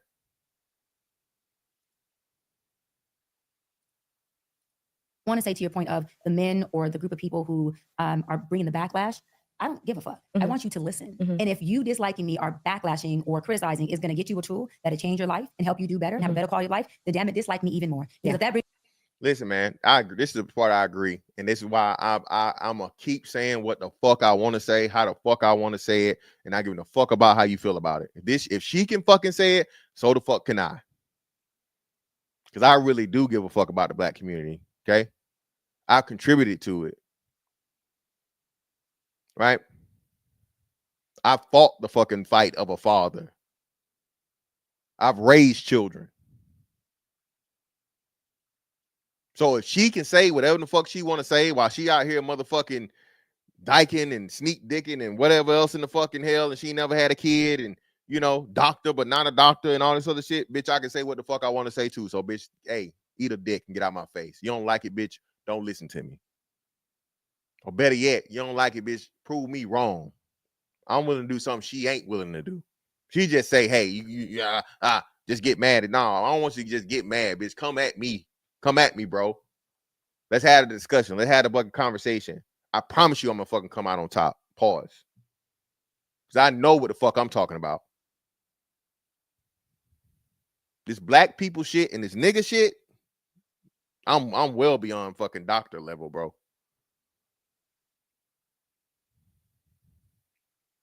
Brings you to listen more. That is my purpose. I'm not here for. But listen to a woman that would say it this way. That's that alpha woman. Listen, that's aggressiveness. That's nigga. I don't give a fuck whether you like it or not, nigga. I'm not here for you, nigga. This is why, the whole, that she don't give a fuck about men. She don't. She just uses men as a fucking pedestal. She uses men as a launch pad. She don't give a fuck about no man, bro. Only man she ever gave a fuck about was her daddy. And since no man can be her daddy, she's not gonna deal with men. For you to like me, I'm here to interrupt dysfunctional cycles that continue to marginalize our community, continue to break up the things that we need to stop. And if y'all don't want So why the fuck do you keep talking about the men and you haven't mentioned the women not one motherfucking time? You haven't mentioned the women out here being reckless with their pussies and getting pregnant by all these prison niggas, by these ain't shit niggas, by these potential niggas that you talk about. You only focusing on the niggas when the women control it all. They control sex and they control the babies that are fucking had from sex. What the fuck are we talking about? Why do you keep focusing on the niggas? Please tell us. You can't. to hear it, guess what? Then flip the fucking channel. But when it comes to me and what I stand on, I advocate for is a better community, human rights, but even more than that, a better Black community. So, and again, human rights, yeah, no. You know what that means. I say this. I don't go out of my way to speak and say things for likability because what it doesn't seem so at all. And what I've learned is, Melissa, once we convince the people that don't like us to like us, we have to spend that entire relationship continuously convincing them to like us over and over again. Amen and hallelujah. Because whatever they didn't like in us is in us. And it's going to show up from time to time. So if anyone thinks that it's healthy to continuously convince somebody over and over again to like the things about you that God has gracefully blessed you with, then you have a bigger internal struggle called self-hate and identity crisis than you even know you do. Because standing on who you are is not arrogance. It's respect for being an image of God who has created you perfectly in his image and equipped you with everything that you need. And your sheep will know your voice. Even if they're wolf in sheep clothing, the wolf still has to hear the shepherd speak. It doesn't make a difference. What's your relationship with? No, the fuck it doesn't. What the fuck are you talking about? A wolf in sheep's clothing don't have to listen to shit. The wolf in sheep's clothing don't have to listen to the fucking shepherd speak. The fuck is you saying? No, it doesn't. The wolf in fucking sheep's clothing don't give a fuck about what the shepherd says. It's just motherfucking laying low until the shepherd goes to sleep or goes away, and then it fucking steals more sheep. The fuck are you talking about? Jesus Christ, man. Y'all like, man, bitches can say anything, dog. With God and organized religion. My relationship with God is everything. Organized religion, I'm not really. How do you? I'm non-denominational. I grew up Catholic, and so which is very organized. Don't trust me, I know. Very stand, kneel, sit. Very First Communion, 10 Commandments. I went to catechism, which is Catholic school. So I grew up in that, and then as I became a teenager, I transitioned over to non-denominational Christian church, where I got more involved in the principles of the Bible, and that has become always has been, but has become more of like my direct foundation. So my relationship with God is everything. Everything that I do is after prayer and supplication of saying, God, is this what you would have me do? Is this what you would have me say? Or will you have me to shut up and listen? And I do exactly that. The reason why I'm able to stand so vertical, in addition to my parents being great parents, is that when you have God's understanding, which, surpasses, God's peace, which surpasses all understanding, you become vertical in who you are. And when you know you are standing in your purpose and a commitment to yourself and God, you don't waver. You are a sturdy oak. And people can do one or two things. They either become very admired about it and very in awe about it and very in seeing themselves in you, because there's parts of them that have that, but maybe want to expand more on that. Or you really highlight the shortcomings in them and you really highlight where they need to do the work. And for the people who you're highlighting, this is where you need to do the work, but they're not ready to do the work. Guess what? You get pushback, you get resistance. But wherever the resistance is, the pain is. Yes. Wherever the pain is. And here we go. She keeps talking about being vertical, comparing herself to an oak tree, all these different things. If you're this and understanding the peace of God, where's your husband? If you listen to God and you do what God tells you, God doesn't have a man set aside for you. You're such on this great understanding, and you're so vertical and sturdy as an oak tree and all these different things. And you mean to tell me God hasn't rewarded one of his best soldiers with a husband ever? Don't sound right. Is where the work needs to be done. And so again, for the folks who are pushing back, for me in the field that I'm in as a psychology expert, I'm reading that. I'm coding that as that's where the pain is. That's where the resistance is. I see you now. Thanks for letting me see you. Is that? No, it's not pain. It's not pain. It's like, no, I don't agree with you. A disagreement is not equal pain. And that goes back to what the lady said earlier. Oh, you're hurt. Who hurt you? Right? That's literally what it is. The pain is who hurt you. As soon as you disagree with a Black woman, okay, especially a Black woman that's degreed, in mental health and psychology and all these different things. It's on, oh, who hurt? That's where the trauma is. No, bitch, I don't got no trauma. I just don't agree with the fucking dumb shit you're saying. Let's have a discussion. Don't fucking, hit me with this bullshit and try to psychoanalyze me and sidestep it. No, we're here. Let's have a conversation. Please, let's have a conversation. I promise you. Let's do this. Don't try to, wave me off by claiming that I'm too hurt. No, let's have a conversation. And brothers, please push back. Whenever a woman said, "Oh, who hurt you? You hurt." Like, nah, I'm not hurt. Let's have a conversation. Let's stick to the topic. Don't worry about my feelings. My feelings aren't in this. We're having a discussion, and we just happen to disagree on a topic. So let's just talk through it. No, you hurt. Well, no, you're just incompetent. You're not capable of having a conversation. So you're going to cop out and say that I'm emotional when I'm telling you I'm not emotional. If you lack the capacity to have a conversation, just say that. If you lack the intelligence to have a disagreement with a person, just say that. But please don't insult my intelligence and my emotionality or or accuse me of being emotional because you can't simply have a conversation. You don't like your ideology challenged. And she gonna fold. She gonna walk away. She gonna leave it alone. That way you always wanted to be. Before you got here, I was having a conversation with everybody behind the scenes, and we were talking about massive left turn that I made, in terms of what I was really impassioned to do. When I was younger, I wanted to be a forensic psychologist. I wanted to be a profiler for the FBI and, just study serial killers and shit like that. And then I decided to take a massive left turn, ended up in entertainment and became famous. And, and here we are. And here we are. So I'm just wondering if your desire to, be a psychology expert and just kind of absorb yourself in the field of psychology, life coaching, if that's always been your desire, your goal, your passion. Yeah, so I've always done the psychoanalyst piece naturally. Like as a little girl, I've always ripped things apart and ripped the parts apart and ripped the moving parts apart and figured them out.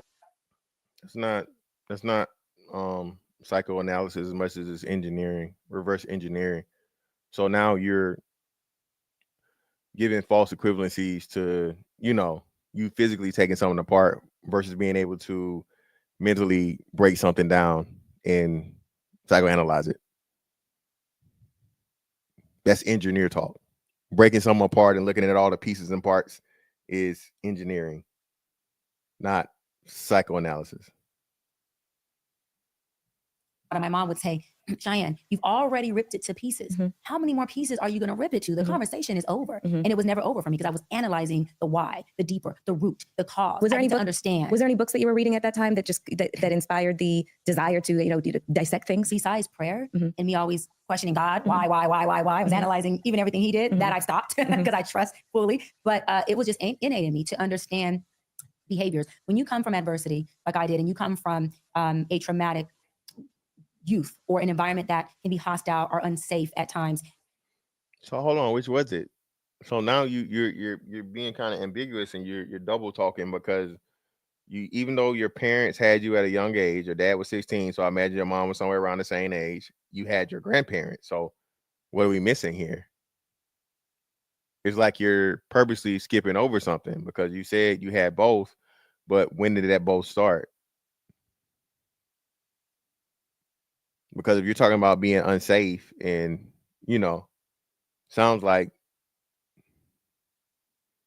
you learn how to analyze every fucking thing in that room. You learn how to read people's behaviors in code. What are they going to do next? What are they doing right now? What is their intent? And what do I have to do to make sure that I move the right way so that I'm safe in this environment? When you come from that, and that's why the Bible says it is good for me that I was afflicted because it breeds character. It builds a backbone. It gives you muscle that other people don't have to flex or pull on. And so coming from that environment, which would have looked like a deficit for a lot of people, was the biggest blessing for me because I naturally learned how to organize a room for my safety. I naturally learned how to code and read people and be able to literally code people through their nonverbal communication and say, this is what they're thinking and this is going to be the end result. And as a young girl, I learned that I was spot on. Like my theories that I was creating based on literally coding patterns and behaviors, I'm like, yo, I'm reading this shit. And I would do it naturally in bars or, if we're at the gas station and somebody had a conversation, I would get to. The fuck are you doing in a bar as a young girl? Huh? It's not making sense. Or maybe she's talking about as a young lady. Oh, let's see. Penetrating and analyzing them, and I'd have friends like, "Girl, we gotta go. Like we're on vacation, or we're just on our way, to get our nails done. We gotta go." And I'd be so deeply invested in it, Melissa, that by the time I got to college, and I thought, let me go to law school because I have this strong personality. Well, no. So now you said by the time you got to, I don't fucking know. Man. This shit not making sense at all. create a narrative, and I figure I can get a jury to see my story. My I could definitely see you being a lawyer. Right? Besides, the judge being like, "Yo, order in the court, shut up." I was like, you know what? When I said law school, God took me on my own personal journey, and when He allowed me to see the broken pieces in me, and He gave me His principles that allowed me to take those brokenness and make peace from it, I encountered such a love of God's peace that I thought, you know what? There's no way that I can't give this to every single person I come in contact with. And I made a commitment to myself and to God in that moment. I said, I promise that I will commit to us to give this to every single person. You bring me the people, I'll deliver our principles. And from that day, I knew then I was going to get my master's in marriage, family, child therapy. I went on to get my doctorate in counseling psychology, and it just didn't stop. And I remember being in school in my doctorate program, and my professor being like, everyone raise their hand who's going to get their license. And I didn't raise my hand. Everyone else did. And they used to call me Albert Einstein because he was like, you're a genius. And so he's like, oh, Einstein, you're not going to go get your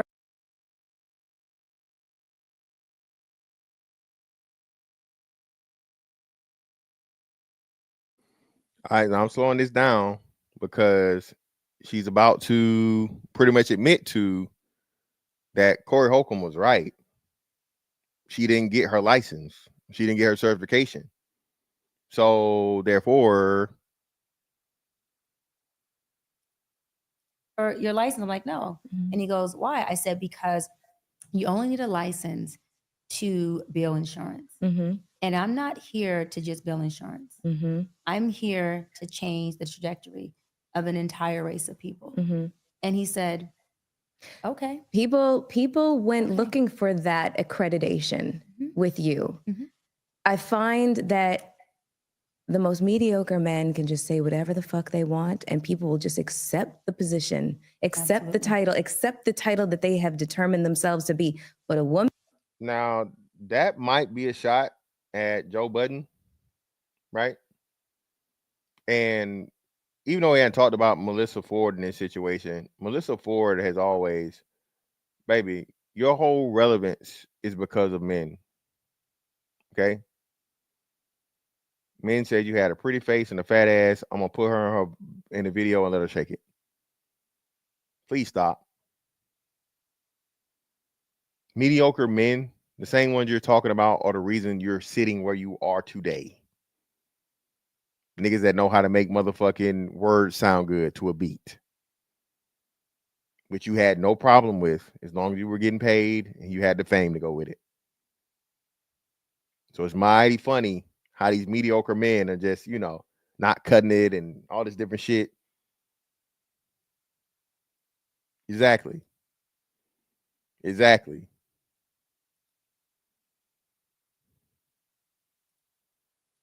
Woman, she has to have MBA, PhD, all of these, acronyms and whatnot after her name for people to even feel like there's legitimacy to what she's saying. And that was another part of the, criticism when it came to everything that you would be saying. And I'm just like, but does her argument hold logic? I mean, and that's the thing I was going to say. Titles doesn't make someone a leader. It doesn't at all. It doesn't make you brilliant. It has no in a title doesn't create someone's perception. So why did you make up a title? If they don't matter, why did you make it up?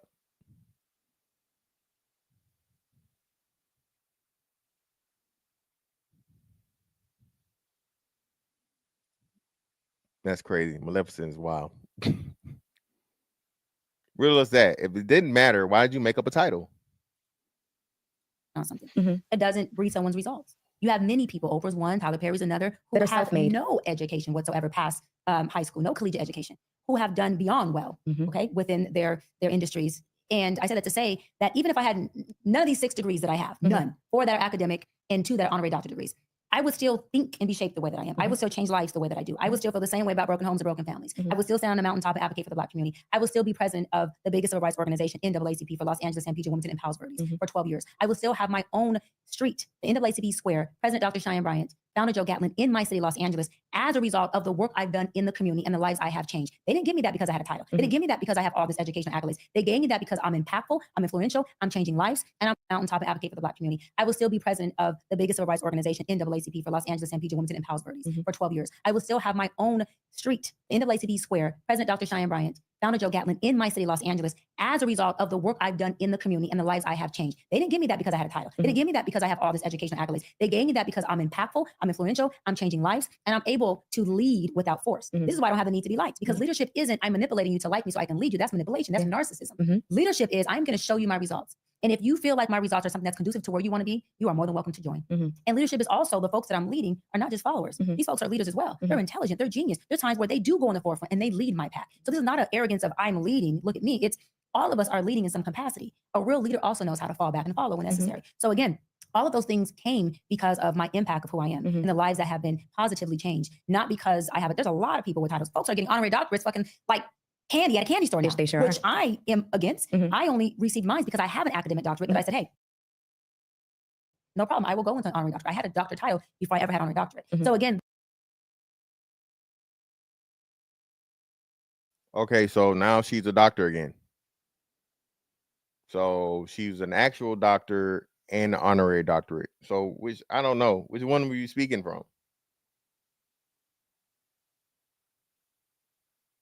I don't know.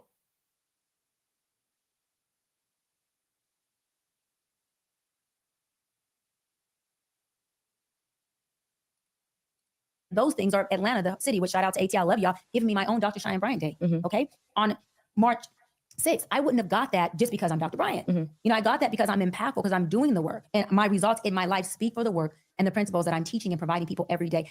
I want people, Melissa, to have a great quality of life. That is I have ever seen her. Usually she's jumping around clients on, you know, as a life coach, like one-on-one. Are you still able to do that? I do. Okay. And I've been having clients for 17 years now. And so they are my first commitment. They are my first priority. They've been there. And to just stop being in private practice because, you know, a celebrity status has taken its own form. I'm on my talk show, Two Talks. You know, I'm doing all these amazing podcasts like your amazing platform, Hot and Bothered.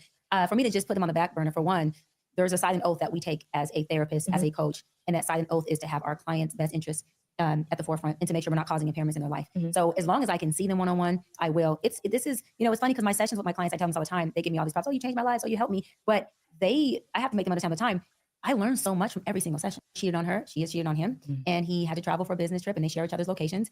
And she checks his location and he was on the elevator. So the location said one spot and he went from the elevator to his hotel room and was in the bed. And so the location showed that it changed. And she called him immediately and said, "Where are you?" And he goes, "I'm in the bed." And she goes, "Well, how did your location keep changing so much?" He's like, "Well, I went from the lobby to the elevator to the bed. So my location is following me." And she's telling me about this. And I asked him, "Does it bother you that she does these check-ins?" And he goes, "No, not really. I just know he joked. It's part of her craziness." And he, you know, was being fluffy and playful with her. That's interesting because it's projection. Yeah. She's the one that cheated, but she's the one being hypervigilant about his whereabouts. And he seems to be, from what you're saying, chill. So I checked in with her and I said, "Let me ask you a question.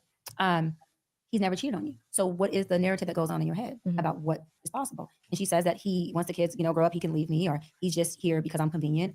He's here for a season. He really doesn't want me. This may not work. I know that happy things don't last. And so this is going to have to come to an end at some point. And so she goes down this distorted thinking and her ruminating thoughts. And so I say, okay, on the Egyptians, showing the Israelites, yo, I got you. I got you. I'm covering you. There's hedges around you. I got you to the Red Sea and I got you on the other side. So I said, but God is so beautiful. He still took him to the promised land. So I said, listen, what if I told you that you get to the promised land, which is you're happy, and you visit as a vacation. So you take your sleeping bag, but you're waiting for the moment no longer sleep in the sleeping bag. I want you to be present. I like that. I already said, I've been here all night and I'm the top fisherman. I know what I'm talking about. Peter takes his net. How to love yourself in any form you're in. Shift your perception about you and prophesize over your life because it's called self-fulfilling prophecy. That gives you the same experience because you need to shift your perception no matter where you go. They're thinking, but a lot of people don't even have the concept of what that would take. That is an enormous amount of work to just shift your head. Just enormous amount of work. Because they have no sense of self. People are sitting in the dark saying, I love it here. You know why they love it there? Because you don't have to take inventory of your shit. Who you are. And it's almost like a yin and yang, you know, sort of situation. Yeah. It took me a long time. I literally worked with like a shadow work expert to understand my shadow self and to understand what I can. That shit too. That shadow work shit is some witch shit, witch bitch shit. Bitch talking about shadow work, tarot cards, what's the other shit? Stones and all this other shit, bro. Leave that shit alone, dog. Leave it alone. Yeah, man. Yeah, I was trying to find a point at where she was trying to talk shit about the men or some shit. I can't find it, but I think we did a good job, man. Pretty much covering the most story. She done turn into a pastor now. She Pastor Bryant, not this motherfucker now. You know what I'm saying? She done went from psychologist to pastor. What's wrong with y'all niggas? What's wrong with you? What's wrong with you? What's wrong with y'all? You niggas are crazy.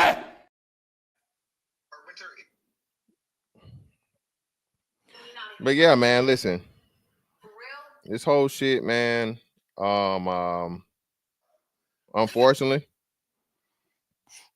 is you know, she's got the juice right now. She got the juice. All the black women are all ears. She can do no wrong. Any and everything she says is gonna be truth and factual. And you gotta understand that shit. And counter it as much as we possibly can, man. All right, black men, bro. We need to start organizing. We got to start looking out for each other. We need to start doing the same thing that they are doing that are actually in the best interest of everyone, not just selfish bullshit and not hatred. Okay. Are there some niggas that hate black women and so on and so forth? Yeah. Okay. But they're very few and far between. But there are a whole bunch of black women that hate fucking black men, bro. It's because they despise men in general, right? Or black men especially. And to have those women being the leaders of anything in the situation is never going to end up for positive outcome for anybody. But hey, man, I greatly appreciate y'all for pulling up on me today, man. Miss Fantastic 824 on all social media platforms. Hit me up on X/Twitter, Instagram, of course, TikTok. Got a Facebook page, Rumble. Follow me on Rumble, and of course, right here on YouTube, man. And that's that on that one. I'm gonna catch y'all on the next one. Holla. We out.